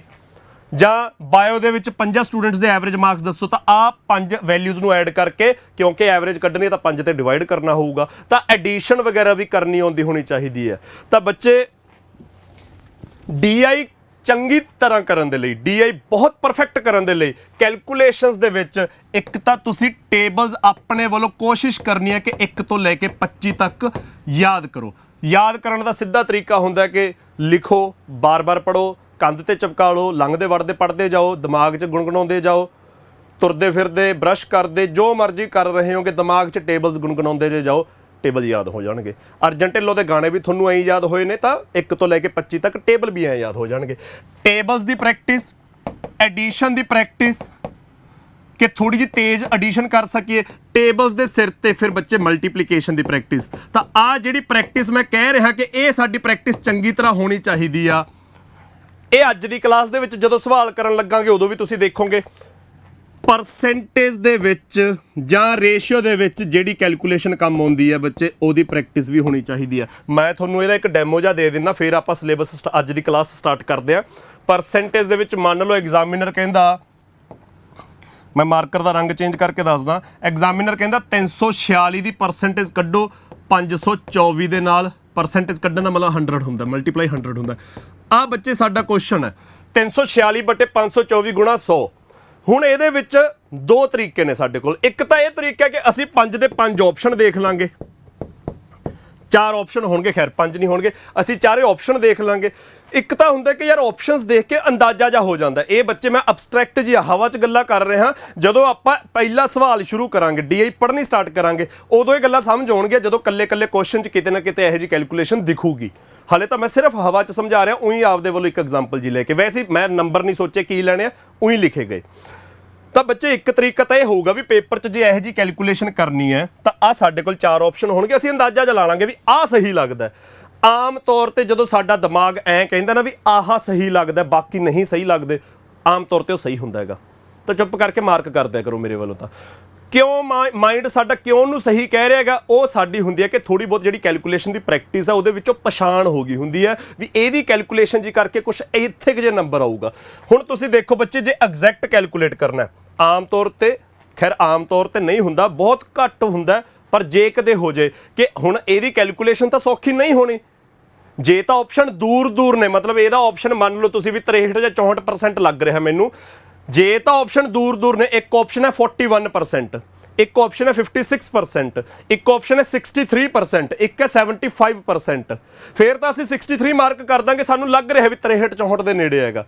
ਪਰ ਜੇ ਸਾਡੇ ਆਪਸ਼ਨ ਨੇ 61 point something, 63 point something, 64 point something, 65 point something, ਇੰਨੇ ਨੇੜੇ ਨੇ, ਫਿਰ ਤਾਂ ਸਾਨੂੰ ਦੇਖਣਾ ਪਊਗਾ ਨਾ ਵੀ ਕੈਲਕੂਲੇਟ ਕਰਨਾ ਇੰਨੇ ਨੇੜੇ ਆਪਸ਼ਨਾਂ 'ਚ ਕੀ ਹੀ ਤੁੱਕਾ ਮਾਰਾਂਗੇ। ਸੋ ਜਦੋਂ ਇਹੋ ਜਿਹੀ ਸਮੱਸਿਆ ਆ ਜੇ, ਉਹੋ ਜਿਹੀ ਸਮੱਸਿਆ ਨਾਲ ਟੈਕਲ ਕਰਨ ਦੇ ਲਈ ਬੱਚੇ ਦੇਖੋ 346 3 ਡਿਜਿਟ, 524 ਵੀ 3 ਡਿਜਿਟ ਨੇ, 3 ਡਿਜਿਟ ਨੇ, ਤਾਂ ਇੱਕ ਡਿਜਿਟ ਚਾਹੀਦਾ ਬੱਚੇ ਸਾਨੂੰ। ਤਾਂ ਇਹਦੇ 24 ਛੱਡ ਦਿਓ, ਇਹਦੇ 46 ਛੱਡ ਦਿਓ, ਇਹਦੇ 24 ਛੱਡ ਤੇ ਉਹਦੇ 46 ਛੱਡ ਤੇ, ਤਾਂ ਇਹਨੂੰ ਮੰਨ ਲਓ 500, ਉਹਨੂੰ ਮੰਨ ਲਓ 300। ਯਾਰ ਉੱਪਰ ਤਾਂ 300 ਨਾ ਵੀ ਮੰਨੋ, ਉੱਪਰ ਤਾਂ 346 ਮੰਨ ਲਓ ਤੁਸੀਂ। ਜੇ ਹੇਠਾਂ 500 ਹੋਵੇ ਤਾਂ ਕਿੰਨੀ ਸੌਖੀ ਕੈਲਕੂਲੇਸ਼ਨ ਹੈ, ਉੱਪਰ ਮੇਰੇ ਵੱਲੋਂ 346 ਹੀ ਰਹਿ ਜੇ, ਹੇਠਾਂ ਜੇ 500 ਹੋਵੇ ਤਾਂ ਕੈਲਕੂਲੇਸ਼ਨ ਸੌਖੀ ਹੋ ਜੂ ਨਾ, 00 ਨਾਲ 00 ਕੈਂਸਲ ਹੋ ਗਈ, ਕੱਲਾ 5 ਰਹਿ ਗਿਆ, 346 ਨੂੰ 5 ਨਾਲ ਵੰਡ ਦਾਂਗੇ ਅਸੀਂ, 69% ਆ ਜਾਊਗਾ ਜੇ 500 ਹੁੰਦਾ। ਪਰ 524 ਹੈ ਤਾਂ 524 ਦਾ ਇਲਾਜ ਕੀ ਕਰਾਂਗੇ ਅਸੀਂ? 524 ਨੂੰ ਅਸੀਂ ਕੀ ਇੱਛਾ ਰੱਖੀ ਹੈ? ਸਾਡੀ ਇੱਛਾ ਕੀ ਹੈ ਕਿ ਯਾਰ 524 ਹੈ ਜਿਹੜਾ ਉਹ 500 ਬਣ ਜੇ। ਬਣਾਤਾ 524 ਨੂੰ ਅਸੀਂ 500 ਬਣਾਤਾ, ਤਾਂ 346 ਕੀ ਬਣੂਗਾ ਇਹ ਦੇਖਣਾ ਹੈ ਨਾ। ਆਹ ਦੇਖੋ ਜੀ ਧਿਆਨ ਨਾਲ, ਤਾਂ ਬੱਚੇ 2 ਡਿਜਿਟ ਛੱਡੇ ਤਾਂ ਕੀ ਰਹਿ ਗਿਆ? 3/5 ਰਹਿ ਗਿਆ। ਕੈਲਕੂਲੇਸ਼ਨ ਦੇਖੋ, ਮੈਂ ਸਿੱਧਾ ਔਖੀ ਕੈਲਕੂਲੇਸ਼ਨ ਦੱਸ ਰਿਹਾ ਕਿਵੇਂ ਹੋਊਗੀ। ਸਿੱਧਾ 3/5 ਰਹਿ ਗਿਆ, ਤਾਂ ਜੋ ਵੀ ਵਧਾਉਣਾ ਘਟਾਉਣਾ ਉਹ ਹੇਠਾਂ 5 ਉੱਪਰ 3 ਰਹੂਗਾ ਹਮੇਸ਼ਾ। ਜੋ ਵੀ ਵਧਾਉਣਾ ਜਾਂ ਘਟਾਉਣਾ ਉਹ ਹੇਠਾਂ 5 ਉੱਪਰ 3 ਰਹੂਗਾ। ਤਾਂ ਬੱਚੇ ਹੇਠਾਂ ਕੀ ਘਟਾ ਰਹੇ ਆ? 24 ਘਟਾ ਰਹੇ ਆ। ਤਾਂ ਉੱਪਰ ਵੀ ਕੁਝ ਘਟੂਗਾ। ਕਿੰਨਾ ਘਟੂਗਾ? 5 ਦਾ ਕਰੀਬ 5 ਗੁਣਾ, 5 ਦਾ 5 ਗੁਣਾ 25 ਹੁੰਦਾ ਤੇ ਕਰੀਬ 5 ਗੁਣਾ, ਤਾਂ ਉੱਪਰ 3 ਦਾ 5 ਗੁਣਾ ਘਟੂਗਾ ਜੀ। ਤਾਂ 3 ਦਾ 5 ਗੁਣਾ 15 ਘਟੂਗਾ। 46 ਚੋਂ 15 ਨਿਕਲ ਕੇ 331 ਰਹਿ ਗਿਆ। ਤਾਂ ਉੱਪਰ 331 ਰਹਿ ਗਿਆ, ਥੱਲੇ 500 ਹੋ ਗਿਆ। परसेंटेज ਕੱਢਣ ਲਈ ਮਲਟੀਪਲਾਈ 100 ਕਰਦੇ ਹੀ ਹੁੰਨੇ ਆ। ਤਾਂ ਆਨਸਰ ਕੀ ਆਜੂ ਬੱਚੇ? 00 ਨਾਲ 00 ਕੈਂਸਲ, 331/5 ਆ ਗਿਆ 66.2%। ਤਾਂ ਸਾਡਾ ਬਹੁਤ ਐਗਜ਼ੈਕਟ ਦੇ ਨੇੜੇ ਆਨਸਰ ਆ ਗਿਆ 66.2%। ਲਾਈਵ ਕਲਾਸ ਚੱਲ ਰਹੀ ਹੈ, ਤੁਸੀਂ ਆਪੋ ਆਪਣੇ ਕੈਲਕੂਲੇਟਰ ਖੋਲ ਲਓ, ਮਤਲਬ ਮੋਬਾਈਲਾਂ 'ਚ ਕੈਲਕੂਲੇਟਰ ਖੋਲ ਲਓ ਜਾਂ ਜਿਵੇਂ ਮਰਜ਼ੀ ਖੋਲ ਕੇ ਚੈੱਕ ਕਰ ਲਓ ਕਿ 346/524 ਦੀ ਜੇ ਪਰਸੈਂਟੇਜ ਕੱਢਣੀ ਹੈ, ਪਰਸੈਂਟੇਜ ਕੱਢ ਕੇ ਕਿੰਨਾ ਆਨਸਰ ਆਊਗਾ। ਮੈਂ ਵੀ ਚੈੱਕ ਕਰ ਲੈਣਾ, ਤੁਹਾਡੇ ਵੀ ਕੈਲਕੂਲੇਟਰਾਂ ਦੇ ਨਾਲ ਆਨਸਰ ਆ ਜਾਣਗੇ। ਬਾਲੀ ਗੱਲ, ਇੱਕ ਅੱਧੀ ਹੋਰ ਐਗਜ਼ਾਮਪਲ ਲੈ ਲਾਂਗੇ। 346 ਦੀ ਆਪਾਂ ਪਰਸੈਂਟੇਜ ਕੱਢਣੀ ਹੈ 524 ਦੇ ਨਾਲ, ਤਾਂ 66.03% ਐਗਜ਼ੈਕਟ ਆਨਸਰ ਹੈ। ਤਾਂ 66.03 ਆਪਣਾ 66.2 ਆਇਆ। ਤਾਂ ਐਗਜ਼ੈਕਟ ਦੇ ਬਹੁਤ ਨੇੜੇ ਆਨਸਰ ਆ ਗਿਆ ਬੱਚੇ ਆਪਣਾ। ਸੋ ਇਸ ਤਰ੍ਹਾਂ ਇਹ ਤਾਂ ਬਸ ਸਿੱਧਾ ਮੈਂ ਔਖੀ ਚੀਜ਼ ਦੱਸਤੀ ਕਿ ਜਿਹੜੀ ਸਾਡੀ ਕੈਲਕੂਲੇਟ ਨਹੀਂ ਹੁੰਦੀ। ਰੇਸ਼ੋ ਸੌਖੀ ਕਰ ਲੈਂਦੇ ਹੁੰਦੇ ਆ, ਐਡ ਕਰਨਾ ਸੌਖਾ ਕਰ ਲੈਂਦੇ ਆ, ਐਵਰੇਜ ਕੱਢਣੀ ਹੈ ਐਡ ਕਰਕੇ 4 ਤੇ ਜਾਂ 5 ਤੇ ਜਿਹਤੇ ਵੰਡਣਾ ਸੌਖਾ ਕਰ ਲੈਂਦੇ ਆ। ਇਹੋ ਜੀ परसेंटेज ਕੱਢਣੀ ਔਖੀ ਹੁੰਦੀ ਹੈ। ਤਾਂ ਬੱਚੇ ਮੈਂ ਜਮਾ ਐਗਜ਼ੈਕਟ ਦੇ ਨੇੜੇ ਤਾਂ ਤੁਹਾਨੂੰ ਲੈ ਗਿਆ। ਮੈਂ ਮਟਾ ਕੇ ਹੋਰ ਐਗਜ਼ਾਮਪਲ ਲੈ ਦਿੰਨਾਗਾ। ਜੇ ਆਪਣੀ ਲਾਈਵ ਕਲਾਸ ਚੱਲਦੀ ਹੁੰਦੀ ਹੈ, ਖੈਰ ਸਟ੍ਰੀਮ ਹੋ ਰਹੀ ਹੈ, ਜੇ ਲਾਈਵ ਚੱਲਦੀ ਹੁੰਦੀ ਤਾਂ ਮੈਂ ਤੁਹਾਡੇ ਤੋਂ ਨੰਬਰ ਲੈ ਲੈਂਦਾ ਵੀ ਉੱਪਰ ਕਿਹੜਾ ਨੰਬਰ ਲਿਖਿਆ, ਥੱਲੇ ਕਿਹੜਾ ਨੰਬਰ ਲਿਖੀਏ। ਤਾਂ ਆਪਾਂ ਇੱਕ ਅੱਧੀ ਹੋਰ ਐਗਜ਼ਾਮਪਲ ਲੈਂਦੇ ਆ, ਫਿਰ ਆਪਾਂ ਬੱਚੇ ਅੱਜ ਦੀ ਕਲਾਸ ਸਟਾਰਟ ਕਰਦੇ ਹਾਂ। ਜਿੰਨੇ ਸਟੂਡੈਂਟਸ ਬੈਠੇ ਸੈਸ਼ਨ ਦੇਖ ਰਹੇ ਨੇ, ਪਲੀਜ਼ ਸੈਸ਼ਨ ਨੂੰ ਲਾਈਕ ਸ਼ੇਅਰ ਕਰਦੇ ਜਾਓ ਤਾਂ ਕਿ ਹੋਰ ਸਟੂਡੈਂਟਸ ਨੂੰ ਪਤਾ ਲੱਗ ਜੇ। ਮਤਲਬ DI ਆਪਣੇ ਆਉਣ ਵਾਲੇ ਪੇਪਰਾਂ 'ਚ ਬਹੁਤ ਜ਼ਿਆਦਾ ਆਉਣੀ ਆ। ਆਪਾਂ ਆਪਣੇ ਵੱਲੋਂ ਨੰਬਰ ਲੈ ਲੈਂਦੇ ਹਾਂ ਬੱਚੇ 1261 ਡਿਵਾਈਡ ਬਾਏ 1635। ਇਹਦੀ ਪਰਸੈਂਟੇਜ ਕੱਢਣੀ ਹੈ ਮਲਟੀਪਲਾਈ 100 ਕਰਕੇ। ਇਹ ਕੀ ਬਣੂਗਾ ਬੱਚੇ, ਆਪਾਂ ਇਹ ਦੇਖਣਾ ਹੈ। ਤਾਂ ਤੁਸੀਂ ਆਹ ਦੇਖੋ ਜੀ, 1635 ਦੀ ਥਾਂ ਤੇ ਜੇ 1600 ਹੁੰਦਾ, ਮੈਂ ਬਹੁਤ ਜ਼ਿਆਦਾ ਵੱਡੇ ਨੰਬਰ ਲੈ ਲਏ। ਆਪਣਾ ਤਾਂ ਜੇ 163/322 ਹੋਵੇ ਤਾਂ ਵੀ ਸੌਖੀ ਹੋ ਜਾਏ ਕੈਲਕੂਲੇਸ਼ਨ। ਮੈਂ ਤਾਂ ਬਹੁਤ ਜ਼ਿਆਦਾ 1261 ਤੇ 1635 ਲੈ ਲਏ। 1635 ਦੀ ਥਾਂ ਤੇ 1600 ਹੋਵੇ ਤਾਂ ਕੈਲਕੂਲੇਸ਼ਨ ਬਹੁਤ ਈਜ਼ੀ ਹੋ ਜਾਏ। 00 ਨਾਲ 00 ਕੱਟਿਆ ਗਿਆ, ਥੱਲੇ ਕੱਲਾ 16 ਰਹਿ ਗਿਆ, ਉਹ ਡਿਵਾਈਡ ਕਰਕੇ ਆਨਸਰ ਆ ਜਾਊਗਾ। ਤਾਂ ਜੇ 1635 ਨੂੰ 1600 ਬਣਾਉਣਾ ਹੈ, ਕੁਝ ਮਾਈਨਸ ਕਰਨਾ ਹੈ, ਤਾਂ ਉੱਪਰ ਵੀ ਕੁਝ ਮਾਈਨਸ ਕਰਕੇ ਆਊਗਾ। ਕਿੰਨਾ ਮਾਈਨਸ ਕਰਾਂਗੇ? 2 ਡਿਜਿਟ ਛੱਡ ਦਿਓ ਜੀ, ਉੱਪਰ 61 ਛੱਡ ਦਿਓ, ਥੱਲੇ 35 ਛੱਡ ਦਿਓ। ਤਾਂ ਇਹ ਰਹਿ ਗਿਆ 1200, ਇਹ ਰਹਿ ਗਿਆ 1600। ਤਾਂ 1200/1600 ਕੀ ਹੁੰਦਾ ਬੱਚੇ? 3/4। 1200/1600 ਕੀ ਹੁੰਦਾ? 3/4। ਤਾਂ ਬੱਚੇ ਉੱਪਰ ਜੇ ਥੱਲੇ 4 ਮਾਈਨਸ ਕੀਤਾ ਤਾਂ ਉੱਪਰ 3 ਮਾਈਨਸ ਕਰਾਂਗੇ। ਥੱਲੇ ਕਿੰਨਾ ਮਾਈਨਸ ਕੀਤਾ ਆਪਾਂ? 35 ਮਾਈਨਸ ਕੀਤਾ। 1635 ਨੂੰ 1600 ਬਣਾਇਆ ਤਾਂ 35 ਮਾਈਨਸ ਕੀਤਾ। ਤਾਂ 4 ਦਾ ਕਰੀਬ 9 ਗੁਣਾ, ਤਾਂ 3 ਦਾ ਵੀ 9 ਗੁਣਾ, ਉੱਪਰ 27 ਮਾਈਨਸ ਹੋਊਗਾ ਜੀ। ਉੱਪਰ 27 ਮਾਈਨਸ ਕੀਤਾ ਤਾਂ 1234 ਰਹਿ ਗਿਆ। 1261 ਚੋਂ 27 ਮਾਈਨਸ ਕੀਤਾ ਤਾਂ 1234 ਰਹਿ ਗਿਆ। ਤਾਂ ਬੱਚੇ ਉੱਪਰ 1234, ਥੱਲੇ 1600। ਪਰਸੈਂਟੇਜ ਕੱਢਣ ਲਈ ਮਲਟੀਪਲਾਈ 100, 00 ਨਾਲ 00 ਕੈਂਸਲ, 1634 1234/16 ਸਾਡਾ ਆਨਸਰ ਆ ਜਾਊਗਾ। 16 × 7 112, 123 ਚੋਂ 112 ਨਿਕਲੇ, 11 ਬਚ ਗਿਆ। 11 ਦੇ ਨਾਲ 4 ਲੱਗ ਗਿਆ 114, ਫਿਰ 16 × 7 112। 2 ਬਚਿਆ ਸੀ, 114 ਚੋਂ 12 ਨਿਕਲ ਗਏ, 2 ਬਚਿਆ, ਡੈਸੀਮਲ ਤੋਂ ਬਾਅਦ 20 ਬਣ ਗਿਆ, 16 × 1 16। ਤਾਂ ਕਰੀਬ 77.1% ਸਾਡਾ ਆਨਸਰ ਆ ਗਿਆ। ਹੁਣ ਤੁਸੀਂ ਫੇਰ ਆਪਦੇ ਕੈਲਕੂਲੇਟਰ ਖੋਲੋ, 1261/1635 ਦੀ ਪਰਸੈਂਟੇਜ ਦੇਖੋ, 77.1 ਦੇ ਬਹੁਤ ਨੇੜੇ ਆਨਸਰ ਹੋਊਗਾ। ਐਗਜ਼ੈਕਟ ਨਹੀਂ ਹੋਊਗਾ, ਬਹੁਤ ਜ਼ਿਆਦਾ ਨੇੜੇ ਹੋਊਗਾ। ਤਾਂ ਮੈਂ ਇੱਧਰ ਦੇਖ ਕੇ ਦੱਸਦਾ, 1261 ਦੀ ਆਪਾਂ ਪਰਸੈਂਟੇਜ ਕੱਢਣੀ ਹੈ 1635 ਦੇ ਨਾਲ। ਤਾਂ ਬੱਚੇ 77.12 ਆਨਸਰ ਆ ਰਿਹਾ, 77.12। ਤਾਂ ਆਪਾਂ ਐਗਜ਼ੈਕਟ ਦੇ ਜਮਾ ਨੇੜੇ, ਖੈਰ ਐਗਜ਼ੈਕਟ ਹੀ ਕੱਢ ਗਏ। ਤਾਂ ਮੈਂ ਇਹ ਨਹੀਂ ਕਹਿੰਦਾ ਐਗਜ਼ੈਕਟ ਨਿਕਲਿਆ ਕਰੂ, 0.1 ਦਾ ਇੱਧਰ ਉੱਧਰ ਫਰਕ ਹੋਊਗਾ, ਉਹ ਵੀ ਆਪਣੇ ਆਪਸ਼ਨ ਇੰਨੇ ਨੇੜੇ ਤਾਂ ਖੈਰ ਕਦੇ ਵੀ ਨਹੀਂ ਹੋਣ ਲੱਗੇ।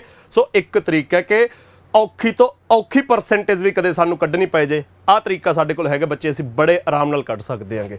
ਤਾਂ ਅੱਜ ਦੀ ਕਲਾਸ ਆਪਾਂ ਸਟਾਰਟ ਕਰਦੇ ਹਾਂ ਪਹਿਲੇ ਕੁਐਸਚਨ ਤੋਂ। ਤਾਂ ਕੈਲਕੂਲੇਸ਼ਨ ਦਾ ਬੱਚੇ ਆਹ ਜਿਹੜਾ ਪੋਰਸ਼ਨ ਹੈ ਇਹ ਤੁਸੀਂ ਪਲੀਜ਼ ਤਿਆਰ ਕਰ ਲਿਓ। ਜੇ ਇਹ ਤਿਆਰ ਹੋ ਗਿਆ, DI ਸਾਰੀ ਦੀ ਸਾਰੀ ਆਪਣੇ ਹੱਥ 'ਚ ਆ ਜਾਊਗੀ। ਤਾਂ ਬੱਚੇ ਪਹਿਲਾ ਕੁਐਸਚਨ ਦੇਖੋ DI ਦਾ। क्वेश्चन किया the table given below shows the distribution of employees in 5 different companies in 2019। Examiner कहता 2019 ਦੇ ਵਿੱਚ 5 ਅਲੱਗ-ਅਲੱਗ ਕੰਪਨੀਆਂ ਦੇ ਵਿੱਚ ਕਿੰਨੇ EMPLOYEES ਨੇ ਸਾਨੂੰ ਉਹ ਇਨਫੋਰਮੇਸ਼ਨ ਦਿੱਤੀ ਹੈ। ਇਸ ਟੇਬਲ ਦੇ ਵਿੱਚ ਕੀ ਇਨਫੋਰਮੇਸ਼ਨ ਦਿੱਤੀ ਹੈ ਕਿ 5 ਅਲੱਗ-ਅਲੱਗ ਕੰਪਨੀ 'ਚ ਕਿੰਨੇ EMPLOYEES ਨੇ। ਤਾਂ 5 ਅਲੱਗ-ਅਲੱਗ ਕੰਪਨੀਆਂ ਕਿਹੜੀਆਂ ਨੇ? TCS ਹੈ, ਜੈਨਪੈਕਟ ਹੈ, ਇਨਫੋਸਿਸ ਹੈ, ਗੂਗਲ ਹੈ, ਮਾਈਕਰੋਸੌਫਟ ਹੈ। ਇਹ ਕੰਪਨੀਆਂ ਨੇ। ਇਹਨਾਂ ਕੰਪਨੀਆਂ ਦੇ ਜ਼ੋਨਸ ਨੇ। ਤਾਂ ਕੰਪਨੀ ਦੀ ਸਿਰਫ ਇੱਕ ਬ੍ਰਾਂਚ ਨਹੀਂ ਹੈਗੀ, ਇੱਕ ਜ਼ੋਨ ਨਹੀਂ ਹੈਗਾ, ਕਾਫੀ ਜ਼ੋਨ ਨੇ। ਜਿਵੇਂ TCS ਦੇ 50 ਜ਼ੋਨ ਨੇ, ਜੈਨਪੈਕਟ ਦੇ 35, ਇਨਫੋਸਿਸ ਦੇ 44, ਗੂਗਲ ਦੇ, ਮਾਈਕਰੋਸੌਫਟ ਦੇ ਸਾਰੇ ਦੇ ਨੰਬਰ ਆਫ ਜ਼ੋਨਸ ਮਤਲਬ ਨੰਬਰ ਆਫ ਬ੍ਰਾਂਚਿਸ ਦੱਸੀਆਂ ਹੋਈਆਂ ਨੇ। ਫਿਰ ਉਹ ਕਹਿੰਦੇ ਐਵਰੇਜ ਨੰਬਰ ਆਫ EMPLOYEES ਪਰ ਜ਼ੋਨ। ਉਹ ਕਹਿੰਦੇ ਵੈਸੇ ਤਾਂ ਹਰ ਇੱਕ ਜ਼ੋਨ 'ਚ ਅਲੱਗ-ਅਲੱਗ EMPLOYEES ਹੋਣਗੇ, ਪਰ ਐਵਰੇਜ TCS 'ਚ 420 EMPLOYEES ਨੇ। ਹਰ ਇੱਕ ਜ਼ੋਨ 'ਚ 420 EMPLOYE ਨੇ। ਤਾਂ ਜੇ ਬੱਚੇ TCS ਦੇ 50 ਜ਼ੋਨ ਨੇ ਤੇ ਹਰ ਇੱਕ 'ਚ 420 EMPLOYEES ਨੇ, ਤਾਂ TCS ਦੇ ਟੋਟਲ ਕਿੰਨੇ EMPLOYE ਹੋ ਗਏ? 50 ਗੁਣਾ 420। ਕੈਲਕੂਲੇਟ ਨਾ ਕਰਨ ਬਹਿ ਜਾਓ, ਮੈਂ ਸਿਰਫ ਇਹ ਦੱਸਿਆ ਕਿ ਭਾਈ TCS ਦੇ 50 ਜ਼ੋਨ ਨੇ ਤੇ ਹਰ ਇੱਕ ਜ਼ੋਨ ਦੇ ਵਿੱਚ 420 EMPLOYEES ਨੇ। ਤਾਂ PCS ਦੇ ਟੋਟਲ EMPLOYEES ਕਿੰਨੇ ਹੋ ਜਾਣਗੇ? 50 ਗੁਣਾ 420। ਇਸੇ ਤਰ੍ਹਾਂ ਜੇ ਜੈਨਪੈਕਟ ਦੇ ਦੇਖਣੇ ਤਾਂ ਜੈਨਪੈਕਟ ਦੇ 35 ਜ਼ੋਨ ਨੇ, ਹਰ ਇੱਕ 'ਚ 610 EMPLOYEES ਨੇ। ਤਾਂ 35 ਗੁਣਾ 610 ਉਹਦੇ ਟੋਟਲ ਉਸ ਕੰਪਨੀ ਦੇ ਟੋਟਲ EMPLOYEES ਹੋ ਜਾਣਗੇ। ਇਸੇ ਤਰ੍ਹਾਂ ਇਨਫੋਸਿਸ ਦੇ 44 ਗੁਣਾ 500, ਗੂਗਲ ਦੇ, ਮਾਈਕਰੋਸੌਫਟ ਦੇ ਸਭ ਦੇ ਦੇਖ ਲਾਂਗੇ ਕਿ ਭਾਈ ਇੰਨੇ ਜ਼ੋਨ ਨੇ ਤੇ ਹਰ ਇੱਕ ਜ਼ੋਨ 'ਚ ਇੰਨੇ EMPLOYEES ਨੇ। ਤਾਂ ਟੋਟਲ EMPLOYEES ਕੰਪਨੀ ਦੇ ਕਿੰਨੇ ਹੋ ਗਏ? ਇਹਨਾਂ ਨੂੰ ਗੁਣਾ ਕਰਕੇ। ਤੀਜੇ 'ਚ ਕੀ ਦਿੱਤਾ ਹੈ? Number of male EMPLOYEES ratio number of female EMPLOYEES। ਤਾਂ ਆ ਜਿਹੜਾ ਗੁਣਾ ਕਰਕੇ ਆ ਜਾਊਗਾ ਬੱਚੇ, ਆ ਗੁਣਾ ਕਰਕੇ 50 ਗੁਣਾ 420 ਜਾਂ ਜੈਨਪੈਕਟ ਦਾ 35 ਗੁਣਾ 610 ਜਾਂ ਇਨਫੋਸਿਸ ਦਾ 44 ਗੁਣਾ 500, ਇਹ ਮਲਟੀਪਲਾਈ ਕਰਕੇ ਤਾਂ ਆ ਗਿਆ ਕੰਪਨੀ ਦੇ ਟੋਟਲ EMPLOYEES। ਟੋਟਲ EMPLOYEES ਨੇ ਜਿਹੜੇ ਉਹ ਮੇਲ ਪਲੱਸ ਫੀਮੇਲ ਨੇ। ਉਹਦੇ ਵਿੱਚ ਅੱਗੇ ਸਾਨੂੰ ਰੇਸ਼ੀਓ ਦਿੱਤੀ ਹੋਈ ਹੈ 4:3 ਕਿ ਮੇਲ ਤੇ ਫੀਮੇਲ 4:3 ਦੇ ਵਿੱਚ ਨੇ। ਜੈਨਪੈਕਟ ਦੀ ਰੇਸ਼ੀਓ ਦਿੱਤੀ ਹੋਈ ਹੈ 3:2, ਇਨਫੋਸਿਸ ਦੀ ਰੇਸ਼ੀਓ ਦਿੱਤੀ ਹੋਈ ਹੈ 3:1। ਤਾਂ ਇਸ ਤਰ੍ਹਾਂ ਬੱਚੇ ਸਾਨੂੰ ਮੇਲ ਤੇ ਫੀਮੇਲ ਦੀ ਰੇਸ਼ੀਓ ਦਿੱਤੀ ਹੋਈ ਹੈਗੀ ਹਰ ਇੱਕ ਕੰਪਨੀ ਦਾ। ਅਸੀਂ ਦੇਖ ਸਕਦੇ ਹਾਂ ਇੱਥੇ ਸਾਨੂੰ ਟੋਟਲ ਨਹੀਂ ਦਿੱਤਾ ਹੋਇਆ, ਨਹੀਂ ਸੱਚ, ਟੋਟਲ ਤਾਂ ਕਿਉਂ ਹੀ ਐਗਜ਼ਾਮੀਨਰ ਦਊਗਾ, ਸਾਨੂੰ ਟੋਟਲ ਤਾਂ ਕੈਲਕੂਲੇਟ ਕਰਨਾ ਪੈਣਾ। ਤਾਂ ਬੱਚੇ ਐਗਜ਼ਾਮੀਨਰ ਹੁਣ ਕੀ ਪੁੱਛ ਸਕਦਾ ਹੈ?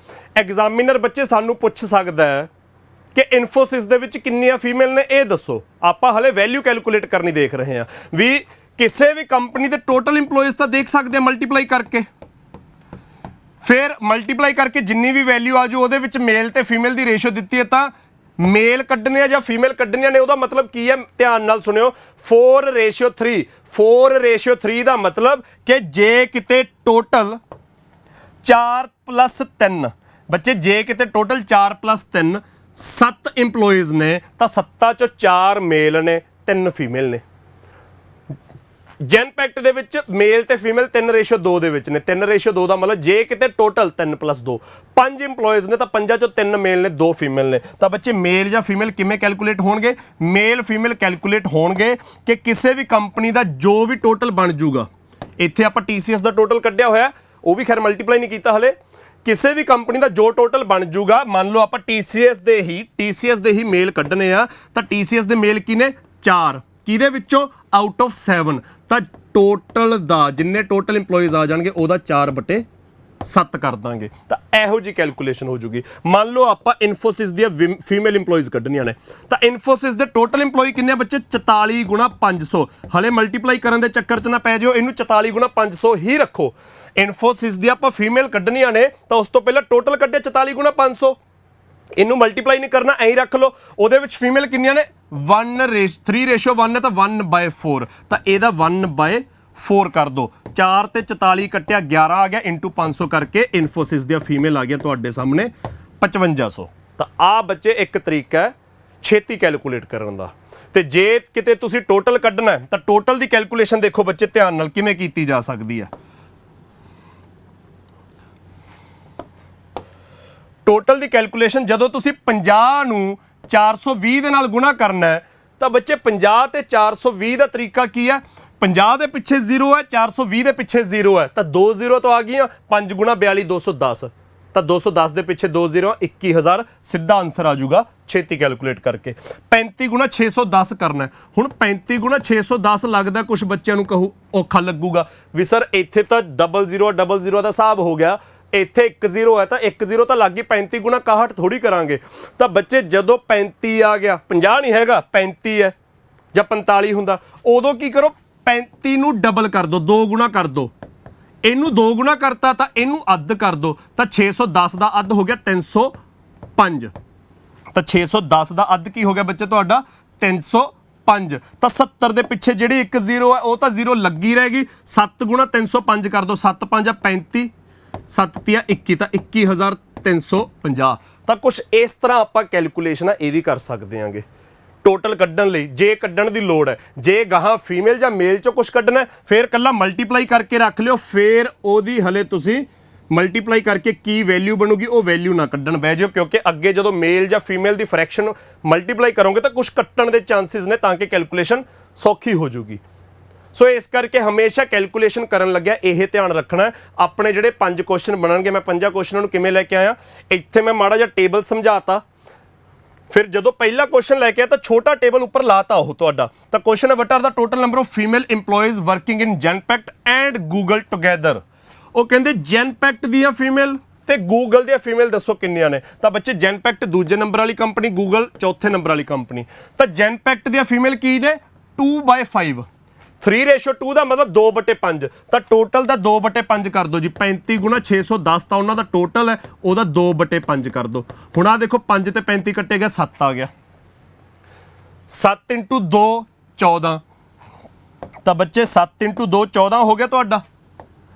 ਇਹਨੂੰ ਮੈਂ ਪੂਰਾ 14 ਲਿਖ ਸਕਦਾ। ਤਾਂ ਤੁਸੀਂ 14 ਗੁਣਾ 610 ਕਰਨਾ, ਤਾਂ 0 ਪਿੱਛੇ ਲੱਗੀ ਰਹਿ ਜੂਗੀ। ਮੈਂ ਕਿਹਾ ਸੀ ਟੇਬਲ ਆਉਂਦੇ ਹੋਣੇ ਚਾਹੀਦੇ ਆ। ਤਾਂ 14 × 0 0, 14 × 1 14, 4 ਲਿਖਿਆ, 1 ਕੈਰੀ, 14 × 6 84, 1 ਕੈਰੀ ਸੀ 85। ਤਾਂ ਬੱਚੇ ਜੈਨਪੈਕਟ ਦੀਆਂ ਫੀਮੇਲ ਆ ਗਈਆਂ ਤੁਹਾਡੀਆਂ 8540। ਫਿਰ ਗੂਗਲ ਦੀਆਂ ਫੀਮੇਲ ਕੱਢਣੀਆਂ ਨੇ। ਗੂਗਲ ਦੀਆਂ ਫੀਮੇਲ ਕੀ ਨੇ 4/5, 1:4 ਦਾ ਮਤਲਬ ਫੀਮੇਲ ਪਰਲੀਆਂ ਨੇ। ਤਾਂ 4/5 ਕਾਹਦਾ 42 × 525। ਤਾਂ 42 × 525 ਦਾ 4/5 ਬੱਚੇ 525 ਤੇ 5 ਕੱਟਿਆ 105 ਆ ਗਿਆ। 105 ਗੁਣਾ 4 ਕਰਾਂਗੇ 420 ਬਣ ਜੂਗਾ। ਧਿਆਨ ਨਾਲ ਦੇਖੋ 100 ਗੁਣਾ 4 400, 5 ਗੁਣਾ 4 20, ਤਾਂ ਇਹ ਬਣ ਗਿਆ ਇਕੱਠਾ 420। ਤਾਂ ਬੱਚੇ ਤੁਹਾਡੀਆਂ ਫੀਮੇਲ ਕਿੰਨੀਆਂ ਆ ਗਈਆਂ 42 ਗੁਣਾ 42 ਪਿੱਛੇ 0, ਤਾਂ 42 ਦਾ ਸਕੁਅਰ ਹੁੰਦਾ 1764। 1764 ਦੇ ਪਿੱਛੇ 0, 17640। ਤਾਂ ਬੱਚੇ ਦੋਨਾਂ ਦੀਆਂ ਟੋਟਲ ਫੀਮੇਲ ਕਿੰਨੀਆਂ ਆ ਗਈਆਂ 40 ਤੇ 40 80। 176 ਚ 85 ਜੋੜਨੇ ਆ ਤਾਂ 100 ਜੋੜ ਕੇ 15 ਘਟਾ ਦੋ, 276 ਚੋਂ 15 ਘਟਾਏ 261, ਤਾਂ 26180 ਆ ਗਿਆ ਤੁਹਾਡੀਆਂ। ਚੌਥਾ option total females of Genpact and Google. ਤਾਂ ਕੁਝ ਇਸ ਤਰ੍ਹਾਂ ਦੀ ਕੈਲਕੂਲੇਸ਼ਨ ਬੱਚੇ ਕੀਤੀ ਜਾਂਦੀ ਆ। ਮਤਲਬ ਮੈਂ ਕੈਲਕੂਲੇਸ਼ਨ ਇਹ ਨਹੀਂ ਕਹਿ ਰਿਹਾ ਕਿ ਮੂੰਹ ਚੱਕ ਕੇ ਸਿੱਧਾ ਹੋ ਜਾਓ ਮਲਟੀਪਲਾਈ ਕਰਨ ਬਹਿ ਜਾਓ। ਮਲਟੀਪਲੀਕੇਸ਼ਨਾਂ ਕਿਵੇਂ ਕਰਨੀਆਂ ਨੇ, ਕੈਲਕੂਲੇਸ਼ਨ ਕਿਵੇਂ ਸੌਖੀ ਬਣਾਉਣੀ ਹੈ, ਉਹਦੇ ਲਈ ਸਾਨੂੰ 42 ਦਾ ਜੇ ਸਕੁਅਰ ਯਾਦ ਹੈ ਤਾਂ ਆਹ ਕੈਲਕੂਲੇਸ਼ਨ ਬਹੁਤ ਸੌਖੀ ਹੋ ਜੂਗੀ। 14 ਦਾ ਜੇ ਟੇਬਲ ਆਉਂਦਾ ਆਹ ਕੈਲਕੂਲੇਸ਼ਨ ਬਹੁਤ ਸੌਖੀ ਹੋ ਜੂਗੀ। ਤਾਂ ਇੰਨਾ ਕੁ ਤੁਸੀਂ ਆਪਦੇ ਵੱਲੋਂ ਕਰਨਾ ਕਿ ਸਕੁਅਰਸ ਆਉਂਦੇ ਹੋਣੇ ਚਾਹੀਦੇ ਆ। 25 ਤੱਕ ਟੇਬਲ ਕਹੇ ਨੇ ਤਾਂ ਟੇਬਲਸ ਆਉਂਦੇ ਹੋਣੇ ਚਾਹੀਦੇ ਆ।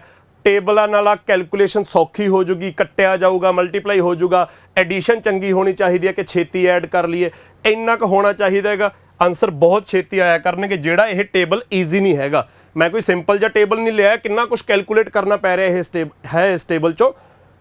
ਕੈਲਕੂਲੇਸ਼ਨ ਫਿਰ ਵੀ ਸੌਖੀ ਹੋ ਰਹੀ ਹੈ। ਅਗਲਾ ਕੁਐਸਚਨ ਦੇਖੋ ਬੱਚੇ, which company has the second highest number of EMPLOYEES in 2019। ਉਹ ਕਹਿੰਦੇ ਕਿਹੜੀ ਕੰਪਨੀ ਦੇ ਸੈਕਿੰਡ ਹਾਈਐਸਟ EMPLOYEES ਨੇ। ਤਾਂ ਆਪਾਂ ਨੂੰ 50 ਕੰਪਨੀਆਂ ਦੇ ਆਪਸ਼ਨ ਚਾਹੇ 4 ਨੇ, 50 ਕੰਪਨੀਆਂ ਦੇ ਟੋਟਲ EMPLOYEES ਕੱਢਣੇ ਪੈਣਗੇ ਨਾ, ਉਹਨਾਂ ਚੋਂ ਸੈਕਿੰਡ ਹਾਈਐਸਟ ਦੇਖਣਾ ਪਊਗਾ। ਅਸੀਂ ਇਕੱਲੇ 4 ਚੋਂ ਨਾ ਦੇਖ ਲਈਏ ਸੈਕਿੰਡ ਹਾਈਐਸਟ ਕੌਣ ਹੈ। ਹੋ ਸਕਦਾ ਹੈ ਜਿਹੜਾ ਹਾਈਐਸਟ ਹੋਊਗਾ ਉਹ ਆਪਸ਼ਨ ਨਾ ਦਿੱਤਾ ਹੋਵੇ, ਤਾਂ ਸੈਕਿੰਡ ਇਹਨਾਂ 4 ਚ ਸੈਕਿੰਡ ਹਾਈਐਸਟ ਹੀ ਸਭ ਤੋਂ ਵੱਧ ਨਿਕਲਿਆ ਹੋਵੇ। ਸੋ ਇਸ ਕਰਕੇ 4 ਨਹੀਂ 5 ਦੀਆਂ 5 ਕੰਪਨੀਆਂ ਚੈੱਕ ਕਰਾਂਗੇ। ਤਾਂ ਬੇਸਿਕਲੀ ਇਸ ਕੁਐਸਚਨ 'ਚ ਆਪਣੀ ਮਲਟੀਪਲੀਕੇਸ਼ਨ ਦੀ ਪ੍ਰੈਕਟਿਸ ਹੋ। 50 ਗੁਣਾ 420, ਤਾਂ ਬੱਚੇ 50 ਨੂੰ ਦੁੱਗਣਾ ਕਰ ਦਾਂਗੇ 100, 50 ਦਾ ਦੁੱਗਣਾ ਕਰ ਦਾਂਗੇ 100, ਤਾਂ 420 ਦਾ ਅੱਧ ਕਰ ਦਾਂਗੇ 210। ਤਾਂ 100 ਗੁਣਾ 210 ਹੋ ਗਿਆ ਬੱਚੇ 21000। ਤਾਂ ਪਹਿਲੀ ਕੰਪਨੀ ਦਾ ਟੋਟਲ 21000। ਦੂਜੀ ਕੰਪਨੀ ਮਲਟੀਪਲਾਈ ਦਾ ਸਾਈਨ ਰਹਿਣ ਦਿੰਦੇ ਆਂਗੇ। ਦੂਜੀ ਕੰਪਨੀ 35 ਗੁਣਾ 610, ਤਾਂ 35 ਦਾ ਦੁੱਗਣਾ ਕਰ ਦੋ 70, 610 ਦਾ ਅੱਧ ਕਰ ਦੋ 305, ਤਾਂ ਪਿੱਛੇ 0 ਲੱਗੀ ਰਹੇਗੀ। 70 ਗੁਣਾ 305, ਤਾਂ ਪਿੱਛੇ 0 ਲੱਗੀ ਰਹੇਗੀ। 7 ਗੁਣਾ 305 2135, ਤਾਂ 21350। ਤੀਜੀ ਕੰਪਨੀ ਬੱਚੇ ਆਪਣੀ ਕਿਹੜੀ ਹੈ? ਇਹ ਪੇਪਰ ਦੇ ਵਿੱਚ ਏਡੀ ਕੈਲਕੂਲੇਸ਼ਨ ਨਹੀਂ ਹੋਣੀ, ਪੇਪਰ ਦੇ ਵਿੱਚ ਸਿੱਧਾ ਮਾਈਂਡ 'ਚ ਚੱਲੂਗਾ, ਇਹ ਸਿੱਧਾ 21000 ਲਿਖੋਗੇ, 100 ਗੁਣਾ 210 ਤਾਂ ਦਿਮਾਗ 'ਚ ਚੱਲੂਗਾ। ਇਹ ਮੈਂ ਸਿਰਫ ਤੁਹਾਨੂੰ ਲਿਖ ਕੇ ਸਮਝਾ ਰਿਹਾ ਕਿ ਜਿਹੜੇ ਬੱਚਿਆਂ ਨੂੰ ਸਿੱਧਾ ਮੇਰਾ ਬੋਲਿਆ ਹੋਇਆ ਨਹੀਂ ਸਮਝ ਆ ਰਿਹਾ, ਉਹ ਲਿਖਿਆ ਹੋਇਆ ਦੇਖ ਲੈਣ।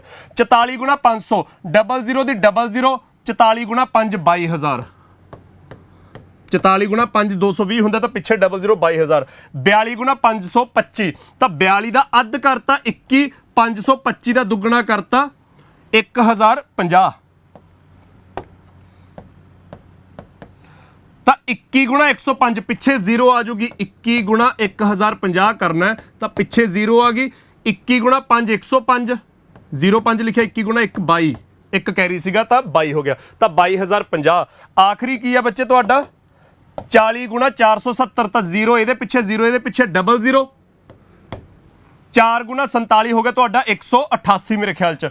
47 ਦਾ ਦੁੱਗਣਾ ਹੁੰਦਾ 94, 94 ਦਾ ਦੁੱਗਣਾ ਹੁੰਦਾ 188, ਤਾਂ 18800। ਤਾਂ ਬੱਚੇ ਆ ਹਾਈਐਸਟ ਹੈ, ਆ ਸੈਕਿੰਡ ਹਾਈਐਸਟ ਆ, ਥਰਡ ਹੈ, ਫੋਰਥ ਹੈ, ਲਾਸਟ ਹੈ। ਤਾਂ ਸੈਕਿੰਡ ਹਾਈਐਸਟ ਕਿਹੜਾ? ਇਨਫੋਸਿਸ। ਤਾਂ ਬੱਚੇ ਸੀ ਆਪਸ਼ਨ ਆ ਜਾਓ ਤੁਹਾਡਾ, ਇਨਫੋਸਿਸ। ਕਲੀਅਰ ਹੈ ਬੱਚੇ ਸਾਰਿਆਂ ਨੂੰ? ਤਾਂ ਬੇਸਿਕਲੀ ਆ ਸਾਰਾ ਕੁਐਸਚਨ ਬਹੁਤ ਈਜ਼ੀ ਹੋ ਜੂ ਜੇ ਮਲਟੀਪਲੀਕੇਸ਼ਨ ਸੌਖੀ ਕਰਨੀ ਜਾਣਦੇ ਹੋ, ਜੇ ਇਹਨਾਂ ਦੀ ਮਲਟੀਪਲੀਕੇਸ਼ਨ ਸੌਖੀ ਕਰਨੀ ਜਾਣਦੇ ਹੋ। ਤੇ ਮਲਟੀਪਲੀਕੇਸ਼ਨ ਐ ਨਹੀਂ ਹੈਗਾ ਕਿ ਜਿਹੜੇ ਨੰਬਰ ਲਿਖਿਆ ਜਾ ਕੇ ਮਲਟੀਪਲਾਈ ਕਰਨ ਬਹਿ ਜਾਣਾ, ਥੋੜਾ ਜਿਹਾ ਸੌਖਾ ਬਣਾਉਣ ਦੀ ਕੋਸ਼ਿਸ਼ ਕਰਨੀ ਹੈ। ਉਹ ਕਿਵੇਂ ਸੌਖਾ ਬਣ ਰਿਹਾ ਤੁਹਾਡੇ ਸਾਹਮਣੇ ਹੈਗਾ। ਅਗਲਾ ਕੁਐਸਚਨ ਦੇਖੋ ਬੱਚੇ, ਇਹਦੇ ਵਿੱਚ ਅਗਲਾ ਕੁਐਸਚਨ ਕੀ ਆ? What is the ratio? ਬੱਚੇ ਇਸ ਕੁਐਸਚਨ 'ਚ ਆਪਾਂ ਰੇਸ਼ੀਓ ਫਾਈਂਡ ਕਰਨੀ ਆ ਕਾਦੀ? Male employees in Genpact to the female employees of Infosys.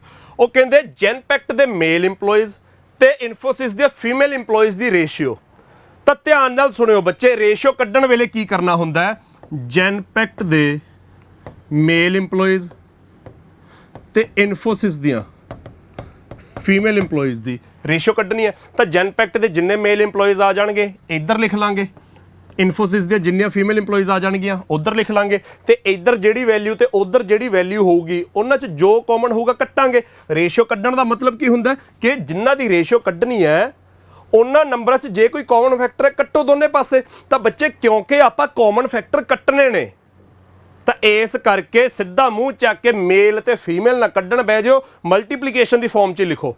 ਮਲਟੀਪਲੀਕੇਸ਼ਨਾਂ ਨਾ ਕਰੋ, ਮਲਟੀਪਲੀਕੇਸ਼ਨ ਦੀ ਫਾਰਮ 'ਚ ਲਿਖੋ, ਫਿਰ ਦੋਨੇ ਪਾਸੇ ਜੋ ਕਾਮਨ ਹੋਊਗਾ ਕੱਟੋ, ਕੱਟਣ ਤੋਂ ਬਾਅਦ ਜੋ ਪਿੱਛੇ ਬਚ ਗਿਆ ਉਹਨੂੰ ਅਸੀਂ ਰੇਸ਼ੀਓ ਬਣਾ ਲਾਂਗੇ। ਤਾਂ ਧਿਆਨ ਨਾਲ ਦੇਖੋ ਬੱਚੇ, ਜੈਨਪੈਕਟ ਦੇ ਮੇਲ, ਜੈਨਪੈਕਟ ਦਾ ਟੋਟਲ ਕੀ ਹੈ? 35 ਗੁਣਾ 610, ਇਹ ਹੈ ਜੈਨਪੈਕਟ ਦਾ ਟੋਟਲ। ਇਹਦੇ ਵਿੱਚ ਮੇਲ ਕਿੰਨੇ ਹੈ? 3:2 ਤਾਂ 3/5 ਆ ਬੱਚੇ ਜੈਨਪੈਕਟ ਦੇ ਮੇਲ ਆ ਗਏ। ਰੇਸ਼ੀਓ ਇਨਫੋਸਿਸ ਦੇ ਫੀਮੇਲ, ਇਨਫੋਸਿਸ ਦਾ ਟੋਟਲ ਕੀ ਹੈ? 44 ਗੁਣਾ 500, ਉਹਦੇ ਵਿੱਚ ਫੀਮੇਲ ਕਿੰਨੀਆਂ ਨੇ? 1/4, ਉਹਦੇ ਵਿੱਚ ਫੀਮੇਲ ਕਿੰਨੀਆਂ ਨੇ? 1/4। ਤਾਂ ਇੰਨਾ ਤਾਂ ਸਾਰਿਆਂ ਨੂੰ ਦਿਖ ਗਿਆ ਕਿ ਜੈਨਪੈਕਟ ਦੇ ਮੇਲ ਇੰਨੇ। ਮੈਂ ਮਲਟੀਪਲੀਕੇਸ਼ਨਾਂ ਨਹੀਂ ਕੀਤੀਆਂ, ਮਲਟੀਪਲਾਈ ਦੀ ਫਾਰਮ 'ਚ ਰੱਖ ਲਿਆ, ਮਲਟੀਪਲੀਕੇਸ਼ਨਾਂ ਕੀਤੀਆਂ ਨਹੀਂ। ਜੈਨਪੈਕਟ ਦੇ ਮੇਲ ਇੰਨੇ, ਇਨਫੋਸਿਸ ਦੀਆਂ ਫੀਮੇਲ ਇੰਨੀਆਂ।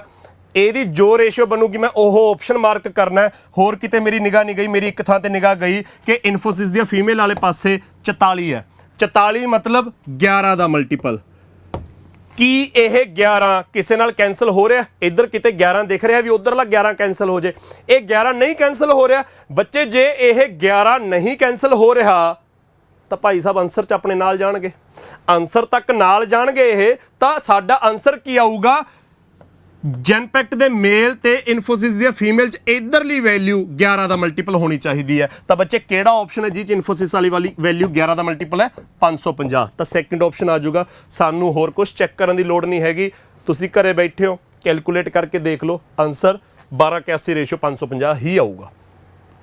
ਤਾਂ ਤੁਸੀਂ ਇਹੋ ਜਿਹੀਆਂ ਚੀਜ਼ਾਂ ਟਰਾਈ ਕਰਦੇ ਜਾਓਗੇ, ਤੁਹਾਨੂੰ ਜ਼ਿਆਦਾ ਸਮਝ ਆਊਗਾ ਕਿ 44 ਦੇ ਵਿੱਚ 11 ਬੈਠਾ ਹੈ।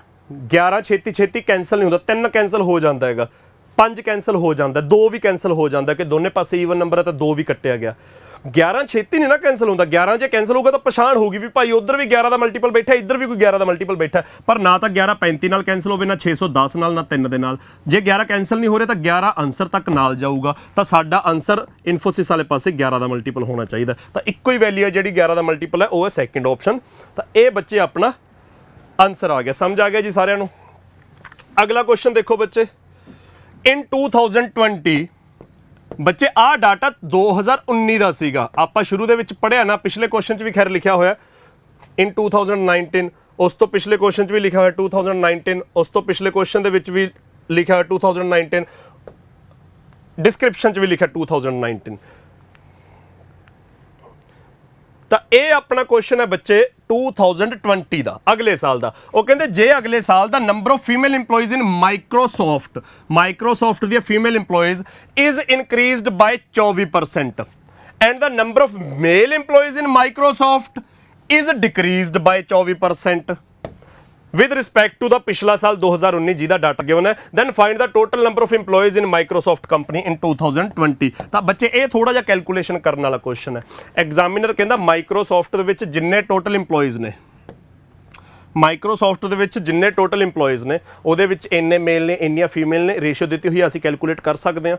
ਤਾਂ ਉਹ ਕਹਿੰਦਾ ਜਿਹੜੇ ਫੀਮੇਲ EMPLOYEES ਨੇ ਉਹ ਜੇ 24% ਇਨਕਰੀਜ਼ ਕਰ ਜਾਣ, female EMPLOYEES in Microsoft is increased by 24%, ਤੇ ਜਿਹੜੇ ਮੇਲ EMPLOYEES ਨੇ ਉਹ 24% ਡਿਕਰੀਜ਼ ਕਰ ਜਾਣ ਅਗਲੇ ਸਾਲ, ਤਾਂ ਅਗਲੇ ਸਾਲ ਦੀਆਂ ਫੀਮੇਲ ਵੀ ਪਤਾ ਲੱਗ ਗਈਆਂ ਪਿਛਲੇ ਤੋਂ 24% ਵੱਧ ਕੇ, ਤੇ ਮੇਲ ਵੀ ਪਤਾ ਲੱਗ ਗਏ ਪਿਛਲੇ ਤੋਂ 24% ਘਟ ਕੇ। ਤਾਂ ਕਹਿੰਦੇ ਅਗਲੇ ਸਾਲ ਟੋਟਲ EMPLOYEES ਦੱਸੋ ਮੇਲ ਪਲੱਸ ਫੀਮੇਲ ਕਿੰਨੇ ਹੋਣਗੇ। ਤਾਂ ਬੱਚੇ ਮੇਲ EMPLOYEES, ਫੀਮੇਲ EMPLOYEES ਦੇਖੋ ਪਹਿਲਾਂ, ਫੀਮੇਲ EMPLOYEES ਟੋਟਲ ਕਿੰਨੇ 40 ਗੁਣਾ 470, ਟੋਟਲ ਤਾਂ 40 ਗੁਣਾ 470 ਹੀ ਹੈ।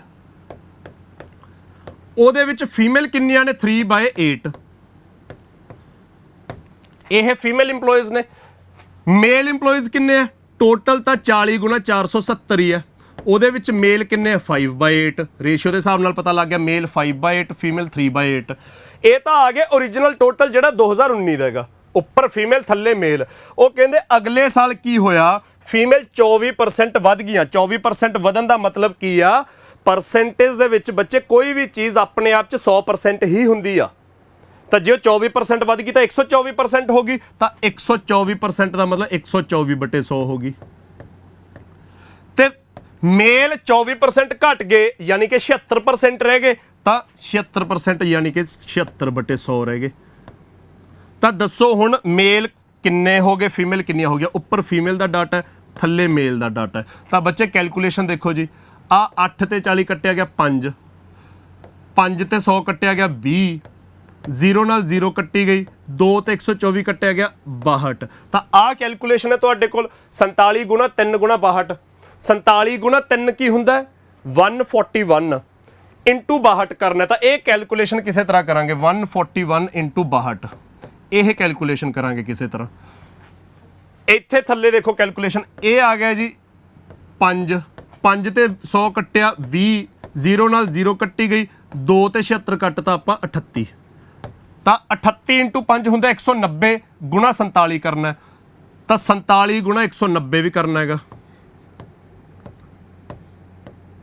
ਹਾਂਜੀ, ਤਾਂ ਦੇਖੋ ਆਪਣਾ ਆਨਸਰ ਕੀ ਆ ਜਾਊਗਾ, ਜਦੋਂ 141 ਗੁਣਾ 62 ਕਰਾਂਗੇ ਤਾਂ ਬੱਚੇ ਉਹਦੇ ਪਿੱਛੇ ਕੀ ਆਊਗਾ, ਉਹਦੇ ਪਿੱਛੇ 2 ਇੰਟੂ 1 2 ਆਊਗਾ ਨਾ, ਮੂਰੇ ਜੋ ਮਰਜ਼ੀ ਆਈ ਜਾਵੇ, ਪਿੱਛੇ ਕਲੀਅਰ ਹੋ ਗਿਆ ਕਿ 2 ਆਊਗਾ। ਇਹਦੇ ਪਿੱਛੇ ਜਦੋਂ ਕਰਾਂਗੇ ਮਲਟੀਪਲਾਈ ਕਰਾਂਗੇ ਤਾਂ ਇਹਦੇ ਪਿੱਛੇ 0 ਆਊਗਾ, 7 ਗੁਣਾ 0 0, ਤਾਂ ਮੂਰੇ ਜੋ ਮਰਜ਼ੀ ਆਈ ਜਾਵੇ ਪਿੱਛੇ 0 ਆਊਗਾ। ਤਾਂ ਬੱਚੇ ਜਦੋਂ ਆਪਾਂ ਟੋਟਲ EMPLOYEES ਦੇਖਣੇ ਆ ਤਾਂ 2 ਪੈਂਦਾ, ਉਹਦੇ ਪਿੱਛੇ 0 ਪੈਂਦਾ, ਇਹਦੇ ਪਿੱਛੇ ਤਾਂ ਟੋਟਲ ਮਤਲਬ ਐਡ ਕਰਨਾ, ਤਾਂ 2 ਤੇ 0 ਐਡ ਕਰਕੇ ਪਿੱਛੇ 2 ਆਊਗਾ। ਇੱਕੋ ਹੀ ਆਪਸ਼ਨ ਹੈ, ਆਨਸਰ ਮਾਰਕ ਕਰ ਦਿਓ, ਬਾਲੇ ਚੱਕਰ 'ਚ ਪੈਣ ਦੀ ਲੋੜ ਨਹੀਂ ਹੈਗੀ। ਜਿਹਦੀ ਕੈਲਕੂਲੇਸ਼ਨ ਜਿਹੇ ਜੀ ਹੁੰਦੀ ਹੈ ਉੱਥੇ ਹੀ ਰੋਕ ਲਓ। ਆਨਸਰ ਪਤਾ ਲੱਗ ਗਿਆ ਸਾਨੂੰ 17672। ਤਾਂ ਇਹ ਬੱਚੇ ਆਪਣਾ ਅਗਲਾ ਸਵਾਲ ਸੀਗਾ ਇਹਦੇ ਵਿੱਚ ਹੀ, ਤੇ ਮੈਂ ਜਿਹੜਾ ਪਹਿਲਾ ਸਵਾਲ ਹੀ ਕਰਾ ਰਿਹਾ ਡਾਟਾ ਟੇਬਲ ਵਾਲਾ, ਕੋਈ ਸੌਖਾ ਸਵਾਲ ਨਹੀਂ ਹੈਗਾ। ਕੈਲਕੂਲੇਸ਼ਨ ਇਸੇ ਕੁਐਸਚਨ 'ਚ ਦੇਖ ਲਓ ਮਤਲਬ ਹੋ ਰਹੀ ਹੈ। ਜੇ ਕਿਤੇ ਆਪਣੇ ਕੋਲ 2 ਆਪਸ਼ਨ ਹੁੰਦੇ ਤਾਂ ਫਿਰ ਆਪਾਂ ਥੋੜਾ ਜਿਹਾ ਮਲਟੀਪਲੀਕੇਸ਼ਨ ਦਾ ਵੀ ਜੁਗਾੜ ਜਿਹਾ ਲਾ ਕੇ ਦੇਖਦੇ ਕਿ ਮਲਟੀਪਲੀਕੇਸ਼ਨ ਕਿਵੇਂ ਸੌਖੀ ਬਣਾਈ ਜਾ ਸਕਦੀ ਹੈ। ਮਲਟੀਪਲੀਕੇਸ਼ਨ ਸੌਖੀ ਬਣਾਉਣ ਦਾ ਵੀ ਆਪਣੇ ਕੋਲ ਤਰੀਕਾ ਹੈਗਾ ਕਿ ਫਿਰ ਆਪਾਂ 47 ਗੁਣਾ 3 ਨਾ ਕਰਦੇ, ਸਾਨੂੰ ਪਤਾ ਇਹਦੇ ਵਿੱਚ ਵੀ 47 ਬਚ ਗਿਆ, ਨਾਲ 186 ਬਚ ਗਿਆ, ਇਹਦੇ ਵਿੱਚ ਵੀ 47 ਬਚ ਗਿਆ, ਨਾਲ 190 ਬਚ ਗਿਆ। ਤਾਂ 47 ਇੰਟੂ 186, 47 ਇੰਟੂ 190, ਤਾਂ ਆਪਾਂ ਕੁੱਲ 47 ਗੁਣਾ 376 ਕਰਦੇ। 47 ਗੁਣਾ 376 ਦੇ ਲਈ 47 ਦਾ ਔਖੇ ਸੌਖੇ ਹੋ ਕੇ ਟੇਬਲ ਜੋੜ ਲੈਂਦੇ ਜਾਂ 50 - 3 ਦੀ ਹੈਲਪ ਲੈ ਲੈਂਦੇ, ਤਾਂ ਉਹੀ ਜਿਹੀ ਕੋਈ ਕੈਲਕੂਲੇਸ਼ਨ ਕਰਦੇ ਆਪਾਂ। ਤਾਂ ਮਤਲਬ ਕੈਲਕੂਲੇਸ਼ਨਾਂ ਤਾਂ ਕਰਨੀਆਂ ਹੀ ਪੈਣੀਆਂ ਸੀ ਆਪਾਂ ਨੂੰ। ਸਮਝ ਆ ਗਿਆ ਬੱਚੇ? 17672 ਆਨਸਰ ਆ ਜਾਊਗਾ ਆਪਣਾ। ਅਗਲਾ ਕੁਐਸਚਨ ਦੇਖੋ, ਅਗਲਾ ਕੁਐਸਚਨ ਕੀ ਆ, ਵਟ ਇਜ਼ ਦਾ ਐਵਰੇਜ। ਆਪਾਂ ਬੱਚੇ ਐਵਰੇਜ ਕੱਢਣੀ ਹੈ।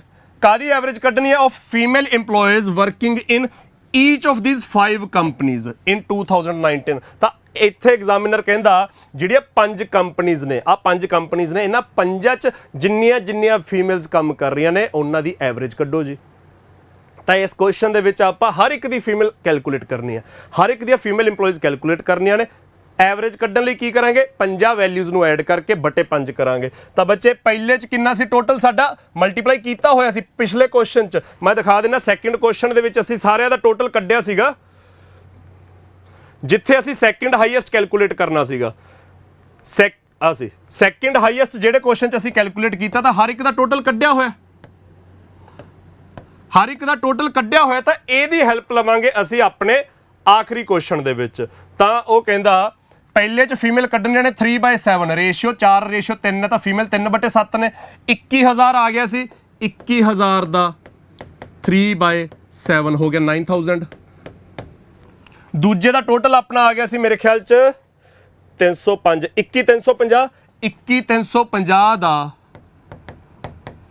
2/5। ਤਾਂ ਇਹਦੀ ਕੈਲਕੂਲੇਸ਼ਨ ਤੁਸੀਂ ਜੇ ਐ ਨਹੀਂ ਵੀ ਕਰਨੀ ਤਾਂ ਦੂਜੀ ਤਰ੍ਹਾਂ ਕਰ ਸਕਦੇ ਹੋ। 35 × 610 ਐਂ ਰੱਖ ਲਓ, ਇੰਟੂ 2/5, 5 ਤੇ 35 7, 7 × 2 14, 7 × 2 14, ਤਾਂ 14 × 610 ਕਿੰਨਾ ਹੋ ਜੂ? 0 4 14 6 84 85, 8540। ਬਿਲਕੁਲ ਪਹਿਲੇ ਕੁਐਸਚਨ ਦੇ ਵਿੱਚ ਤੁਸੀਂ ਇਨਫੋਸਿਸ ਦੀਆਂ ਫੀਮੇਲ ਕੱਢੀ, ਜੈਨਪੈਕਟ ਦੀਆਂ ਫੀਮੇਲਸ ਕੱਢੀਆਂ ਸੀਗੀਆਂ। ਤੀਜੇ ਦੇ ਵਿੱਚ ਬੱਚੇ ਇਨਫੋਸਿਸ ਦੀਆਂ ਫੀਮੇਲ, ਇਨਫੋਸਿਸ ਦਾ 44 × 500 ਹੁੰਦਾ 22,000, 22,000 ਦਾ 1/4 ਵੀ ਕੱਢਿਆ ਹੋਇਆ ਹੈਗਾ। 44 × 500 ਜਦੋਂ ਮੈਂ ਕਿਹਾ ਸੀਗਾ ਉਹਦਾ 1/4 ਕਰ ਦਿਓ, 44 × 500 ਦਾ 1/4। ਫੀਮੇਲਸ 3:1 ਨੇ, ਮਤਲਬ 1/4, ਤਾਂ ਇਹ ਆ ਗਿਆ 5500। ਚੌਥੇ ਦੇ ਵਿੱਚ ਕੀ ਆ ਬੱਚੇ? ਤੁਹਾਡੀ ਕੰਪਨੀ ਗੂਗਲ ਦੀਆਂ EMPLOYEES 4/5 ਫੀਮੇਲ EMPLOYEES ਨੇ, ਤਾਂ 42 × 525, 42 × 525 ਦਾ 4/5, 5 105 ਆ ਗਿਆ, ਇੰਟੂ 4 42, 420 ਆ ਗਿਆ। 420 ਮਤਲਬ 42 ਦਾ ਸਕੁਅਰ ਪਿੱਛੇ 0, 42 ਦਾ ਸਕੁਅਰ ਆਪਾਂ ਕੱਢਿਆ ਸੀ 1764 ਪਿੱਛੇ 0, ਤਾਂ 17640। ਆਖਰੀ ਕੰਪਨੀ ਤੁਹਾਡੀ ਮਾਈਕਰੋਸਾਫਟ ਦੀ ਫੀਮੇਲ ਕੀ ਹੈ? 3:8, 5:3 ਹੈ ਤਾਂ ਫੀਮੇਲ 3/8, 40 × 470 ਦਾ 3/8, 8 ਤੇ 40 ਆ ਗਿਆ 5, 5 × 3 15, 470 × 15 ਕਰ ਦਿਓ 47, ਅੱਛਾ 15 × 0 0, 15 × 7 105, 5 10 ਕੈਰੀ 15 ਚੌਕੇ 60 ਤੇ 10 70, 7050 ਆ ਗਿਆ। ਤਾਂ ਬੱਚੇ ਸਾਰਿਆਂ ਦੀਆਂ ਫੀਮੇਲਸ ਕੈਲਕੂਲੇਟ ਕਰ ਲੀਆਂ। ਫੀਮੇਲ ਕੈਲਕੂਲੇਟ ਕਰਕੇ ਸਾਰਿਆਂ ਦਾ ਟੋਟਲ, ਕਿਉਂਕਿ ਐਵਰੇਜ ਕੱਢਣੀ ਤਾਂ ਸਾਰਿਆਂ ਦਾ ਟੋਟਲ 00 40 00 40 80 ਤੇ 50 130, 30 ਲਿਖਿਆ, ਇੱਕ ਕੈਰੀ। ਬੱਚੇ ਮੈਂ ਆਖਰੀ 2 zeros 2 ਡਿਜਿਟ ਇਕੱਠੇ ਕਰ ਲਏ, ਇੱਕ ਕੈਰੀ ਚੱਲ ਗਿਆ, 1 ਤੇ 0 0, 5 ਤੇ 1 6 ਤੇ 5 11 ਤੇ 6 17 ਤੇ 0 17, ਇੱਕ ਕੈਰੀ, 9 ਤੇ 1 10 ਤੇ 8 18 ਤੇ 5 23, 23 ਤੇ 17 40, 40 ਤੇ 7 47, 47 730 ਤਾਂ ਟੋਟਲ ਆ ਗਿਆ। ਐਵਰੇਜ ਕੱਢਣੀ ਹੈ ਤਾਂ ਬਟੇ 5, 47 730 ਨੂੰ 5 ਤੇ ਡਿਵਾਈਡ ਕੀਤਾ ਤਾਂ 9546, 9546। ਪਹਿਲਾ ਆਪਸ਼ਨ ਦੇਖੋ ਜੀ 9546। ਤਾਂ ਬੱਚੇ ਕੈਲਕੂਲੇਸ਼ਨ ਥੋੜੀ ਜਿਹੀ ਤੇਜ਼ ਰੱਖੋਗੇ ਤਾਂ ਜਮਾ ਹੀ ਅੱਧੇ ਮਿੰਟ ਦਾ ਸਮਾਂ ਲੱਗ ਰਿਹਾ ਹੈ। ਜਿਹੜੇ ਥੋੜੇ ਜਿਹੇ ਲੈਂਥੀ ਕੁਐਸਚਨ ਨੇ ਉੱਥੇ ਅੱਧੇ ਪੌਣੇ ਮਿੰਟ ਦਾ ਸਮਾਂ ਲੱਗ ਰਿਹਾ ਹੈ। ਜਿੱਥੇ ਥੋੜੀ ਜ਼ਿਆਦਾ ਕੈਲਕੂਲੇਸ਼ਨ ਹੋਣੀ ਹੈ, 5 ਵੈਲਿਊਜ਼ ਕੈਲਕੂਲੇਟ ਕਰਨੀਆਂ ਨੇ, ਫਿਰ 5 ਨੂੰ ਐਡ ਕਰਕੇ 5 ਤੇ ਡਿਵਾਈਡ ਕਰਨਾ ਹੈ, ਉੱਥੇ ਸਾਡਾ ਅੱਧਾ ਪੌਣਾ ਮਿੰਟ ਲੱਗ ਰਿਹਾ। ਜਿਹੜੀਆਂ ਥੋੜੀ ਜਿਹੀ ਸੌਖੀਆਂ ਵੈਲਿਊਜ਼ ਨੇ ਅੱਧਾ ਮਿੰਟ ਵੀ ਨਹੀਂ ਲੱਗ ਰਿਹਾ। ਤਾਂ ਅੱਧਾ ਮਿੰਟ ਵੀ ਨਾ ਲੱਗਣ ਦਾ ਮਤਲਬ 2 ਮਿੰਟ ਦੇ ਵਿੱਚ ਸਾਡੇ 5 ਦੇ 5 ਕੁਐਸਚਨ ਹੱਲ ਹੋ ਰਹੇ ਨੇ। 2 ਮਿੰਟ ਮੂਰੇ ਜੋੜ ਲਓ ਵੀ ਅਸੀਂ ਕੋਈ ਫਿਗਰ ਸਮਝੀ ਹੈ, ਜਿਹੜੀ ਫਿਗਰ ਵੀ ਅਸੀਂ ਸੋਲਵ ਕਰ ਰਹੇ ਹਾਂ, ਮੰਨ ਲਓ 2 ਮਿੰਟਾਂ ਦੇ ਵਿੱਚ ਅਸੀਂ ਉਹ ਫਿਗਰ ਸਮਝੀ ਹੈ। ਫਿਰ ਅਗਲੇ 2 ਮਿੰਟਾਂ ਦੇ ਵਿੱਚ ਜੇ 5 ਚੋਂ 3 ਸਵਾਲ ਸੌਖੇ ਨੇ, 2 ਔਖੇ ਨੇ, ਜਾਂ 2 ਸੌਖੇ ਨੇ, 3 ਔਖੇ ਨੇ, ਤਾਂ ਉਹ 2-3 ਮਿੰਟਾਂ 'ਚ ਉਹ ਸੋਲਵ ਹੋ ਰਹੇ ਨੇ। ਤਾਂ 5 ਮਿੰਟ ਲੱਗ ਨਹੀਂ ਰਹੇ, ਸਾਡੇ 5 ਤੇ 5 ਨੰਬਰ ਪੱਕੇ ਹੋ ਰਹੇ ਨੇ, ਜਿੱਥੇ ਸਾਡੇ 2-3 ਔਖੇ ਸਵਾਲ ਵੀ, ਜ਼ਿਆਦਾ ਕੈਲਕੂਲੇਸ਼ਨ ਵਾਲੇ ਸਵਾਲ ਵੀ ਆ ਰਹੇ ਨੇ। ਤਾਂ ਬੱਚੇ ਆਪਣੀ DI ਦੇ ਵਿੱਚ ਆਪਾਂ ਕੀ ਕੁਝ ਕਵਰ ਕਰਨਾ ਇਹ ਮੈਂ ਤੁਹਾਨੂੰ ਦੱਸਤਾ। ਖੈਰ ਅੱਜ ਦੀ ਕਲਾਸ 'ਚ ਮੈਂ ਥੋੜਾ ਜਿਹਾ ਲੰਬਾ ਪੜਾਉਣਾ ਸੀਗਾ, ਪਰ ਮੇਰੀ ਮਤਲਬ ਅਗਲੀ ਕਲਾਸ ਦਾ ਟਾਈਮ ਹੋ ਰਿਹਾ, ਤਾਂ ਇਸ ਕਰਕੇ ਮੈਂ ਅੱਜ ਦੀ ਕਲਾਸ ਇੱਥੇ ਨਿਬੇੜੂੰਗਾ, ਕਿਉਂਕਿ ਆਪਾਂ ਸ਼ੁਰੂ 'ਚ ਕੈਲਕੂਲੇਸ਼ਨ ਤੇ ਥੋੜਾ ਲੋੜ ਤੋਂ ਵੱਧ ਸਮਾਂ ਲਾ ਲਿਆ। ਤਾਂ ਅਗਲੀਆਂ ਕਲਾਸਾਂ ਦੇ ਵਿੱਚ ਜਿਵੇਂ ਅੱਜ ਆਪਾਂ ਇੱਕ ਟੇਬਲ ਕੀਤਾ, ਅਗਲੀਆਂ ਕਲਾਸਾਂ 'ਚ ਆਪਾਂ 2 ਟੇਬਲ ਜਾਂ ਇੱਕ ਟੇਬਲ ਤੇ ਇੱਕ ਪਾਈ ਚਾਰਟ ਕਰਾਂਗੇ। ਤੀਜੀ ਫਿਗਰ ਤੁਹਾਨੂੰ ਹੋਮਵਰਕ ਮਿਲਿਆ ਕਰੂਗੀ। ਤਾਂ ਅੱਜ ਮੈਂ ਦੂਜੀ ਫਿਗਰ ਜਿਹੜੀ ਪੜਾਉਣੀ ਸੀਗੀ ਉਹੀ ਤੁਹਾਨੂੰ ਹੋਮਵਰਕ ਦੇ ਰਿਹਾ। ਤਾਂ ਇਹ ਬੱਚੇ ਤੁਹਾਡਾ ਹੋਮਵਰਕ ਹੈ। The given pie chart shows the data regarding the percentage distribution of the number of people affected by floods in 5 different districts in Indian state of Punjab। ਤਾਂ ਇਹ ਬੱਚੇ ਜਿਹੜਾ ਹੋਮਵਰਕ ਹੈ ਮਤਲਬ ਜਾਂ ਤਾਂ ਤੁਸੀਂ ਸਕਰੀਨਸ਼ਾਟ ਲੈ ਸਕਦੇ ਹੋ ਕਿ ਮੈਂ ਹੁਣ ਸਾਈਡ ਤੇ ਹੋ ਜਾਊਂਗਾ, ਕੱਲੀ ਸਲਾਈਡ ਤੁਹਾਨੂੰ ਦਿਖਾ ਦੂੰਗਾ, ਸਕਰੀਨਸ਼ਾਟ ਲੈ ਸਕਦੇ ਹੋ। ਨਹੀਂ ਤਾਂ ਇਹ ਮੈਂ ਜਿਹੜੀ ਪੀਪੀਟੀ ਹੈ ਇਹਨੂੰ ਮਤਲਬ PDF 'ਚ ਕਨਵਰਟ ਕਰਕੇ ਮੈਂ ਤੁਹਾਡਾ ਜਿਹੜਾ ਆਪਣਾ ਜਿਹੜਾ ਸਕਸੈਸਟਰੀ ਪੰਜਾਬ ਦਾ ਟੈਲੀਗ੍ਰਾਮ ਚੈਨਲ ਆ ਉਸ ਟੈਲੀਗ੍ਰਾਮ ਚੈਨਲ ਤੇ ਡੇਲੀ ਪਿਆ ਕਰੂਗੀ। ਜਿਵੇਂ ਹੀ ਕਲਾਸ ਹੋਇਆ ਕਰੂਗੀ, ਕਲਾਸ ਤੋਂ ਅੱਧੇ ਘੰਟੇ ਬਾਅਦ ਇਹ PPT ਤੁਹਾਡੀ ਜਿਹੜੀ PDF 'ਚ ਕਨਵਰਟ ਹੋ ਕੇ ਉੱਥੇ ਪਾ ਦਿਆ ਕਰਾਂਗੇ। ਤਾਂ ਉਹਦੇ ਵਿੱਚ ਜਿਹੜਾ ਆਪਾਂ ਸੋਲਵ ਕੀਤਾ ਹੋਏਗਾ ਉਹ ਸਾਰਾ ਪੋਰਸ਼ਨ ਮਿਲ ਜਾਇਆ ਕਰੂਗਾ, ਪਲੱਸ ਜਿਹੜਾ ਤੁਹਾਡਾ ਹੋਮਵਰਕ ਹੈ ਉਹ ਵੀ ਸਾਰਾ ਪੋਰਸ਼ਨ ਤੁਹਾਨੂੰ ਨਾਲ ਹੀ ਮਿਲ ਜਾਇਆ ਕਰੂਗਾ। ਤਾਂ ਅੱਜ ਦੀ ਕਲਾਸ ਬੱਚੇ ਆਪਾਂ ਇੱਥੇ ਹੀ ਖਤਮ ਕਰ ਦਿਆਂਗੇ। ਅਗਲੀ ਕਲਾਸ ਦੇ ਵਿੱਚ ਆਪਾਂ ਅੱਜ ਤੱਕ ਕਿਉਂਕਿ ਆਪਾਂ ਥੋੜਾ ਜਿਹਾ ਇੰਟਰੋਡਕਸ਼ਨ ਵੀ ਮਤਲਬ ਇੰਟਰੋਡਕਟਰੀ ਪਾਰਟ ਵੀ ਡਿਸਕਸ ਕਰਨਾ ਸੀਗਾ, ਪਲੱਸ ਫਿਰ ਆਪਾਂ ਕੀ ਕੁਝ ਕਵਰ ਕਰਨਾ ਉਹ ਦੇਖ ਕੇ ਨਾਲ ਥੋੜਾ ਜਿਹਾ ਕੈਲਕੂਲੇਸ਼ਨ ਤੇ ਕੰਮ ਕੀਤਾ, ਇਸ ਕਰਕੇ ਥੋੜਾ ਵੱਧ ਸਮਾਂ ਲੱਗ ਗਿਆ। ਤਾਂ ਇੱਕ ਚਾਰਟ ਦਾ ਹੀ ਆਪਣੇ ਕੋਲ ਟਾਈਮ ਬਚਿਆ, ਦੂਜਾ ਮੈਂ ਹੋਮਵਰਕ ਦਿੰਨਾ। ਅਗਲੀਆਂ ਕਲਾਸਾਂ ਦੇ ਵਿੱਚ ਮੈਂ ਕੋਸ਼ਿਸ਼ ਕਰਿਆ ਕਰੂੰਗਾ 2 ਸਵਾਲ ਕਰਾਇਆ ਕਰੂੰਗਾ, ਮਤਲਬ 10 ਸਵਾਲ ਹੋ ਜਾਣਗੇ, 5-5 ਦੇ 2 ਸੈੱਟ, ਤੀਜਾ ਸੈੱਟ ਤੁਹਾਨੂੰ ਮੈਂ ਹੋਮਵਰਕ ਦਿਆ ਕਰੂੰਗਾ। ਤਾਂ ਅਗਲੇ 12 ਦਿਨ ਬੱਚੇ ਆਪਣਾ DI ਦਾ ਇਸੇ ਤਰ੍ਹਾਂ ਚੱਲੂਗਾ। ਆਪਾਂ ਕੋਈ ਵੀ ਸੌਖਾ ਸਵਾਲ ਨਹੀਂ ਚੱਕਾਂਗੇ ਕਿ ਬਈ 5 ਦੇ 5 ਸਵਾਲ ਕੀ ਹੈ, ਦੇਖ ਕੇ ਪਤਾ ਲੱਗ ਗਿਆ ਹਾਂ ਆਨਸਰ, ਦੇਖ ਕੇ ਪਤਾ ਲੱਗ ਗਿਆ ਹਾਂ ਆਨਸਰ, ਉਹ ਤੁਸੀਂ ਆਰਾਮ ਨਾਲ ਕਰ ਸਕਦੇ ਹੋ। ਆਪਾਂ ਕੁਐਸਚਨਸ ਲੈ ਕੇ ਆਵਾਂਗੇ ਜਿਨ੍ਹਾਂ ਦੇ ਵਿੱਚ ਕੈਲਕੂਲੇਸ਼ਨ ਕਰਦਿਆਂ ਦਿਮਾਗ ਲਾਇਆ ਜਾ ਸਕਦਾ ਹੈ। ਜਿਹੜੀ ਚੀਜ਼ ਦੇਖਦਿਆਂ ਔਖੀ ਲੱਗਦੀ ਆ, ਜਿਹੜੀ ਚੀਜ਼ ਜੇ ਆਪਾਂ ਟ੍ਰੈਡੀਸ਼ਨਲ ਤਰੀਕੇ ਨਾਲ ਕਰਾਂਗੇ ਔਖੀ ਹੈ, ਤਾਂ ਇਹੋ ਜਿਹਾ ਕੀ ਤਰੀਕਾ ਅਪਣਾਈਏ ਕਿ ਉਹ ਸੌਖੀ ਹੋ ਜੇ ਤੇ ਘੱਟ ਸਮੇਂ 'ਚ ਹੋ ਜੇ, ਉਹ ਮੇਰੇ ਦੱਸਣ ਦੀ ਜ਼ਿੰਮੇਵਾਰੀ ਹੈ। ਤਾਂ ਆ ਜਿਹੜਾ ਆਪਣਾ ਡੇਲੀ 10 ਵਜੇ ਦਾ ਸੈਸ਼ਨ ਹੈ ਉਹਦੇ ਵਿੱਚ ਬੇਸਿਕਲੀ ਆਪਾਂ ਇਹੀ ਡਿਸਕਸ ਕਰਨਾ ਹੈ। ਤਾਂ ਬੱਚੇ ਆਪਾਂ ਅਗਲੀ ਕਲਾਸ ਦੇ ਵਿੱਚ ਮਿਲਦੇ ਹਾਂ। ਡੇਲੀ 10 ਵਜੇ ਹੋਊਗੀ ਕਲਾਸ। ਅੱਜ ਸੋਮਵਾਰ ਪਹਿਲੀ ਕਲਾਸ ਸੀ, ਕੱਲ ਮੰਗਲਵਾਰ ਸਵੇਰੇ 10 ਵਜੇ, ਰੋਜ਼ ਸਵੇਰੇ 10 ਵਜੇ ਮਿਲਿਆ ਕਰਾਂਗੇ। Thank you.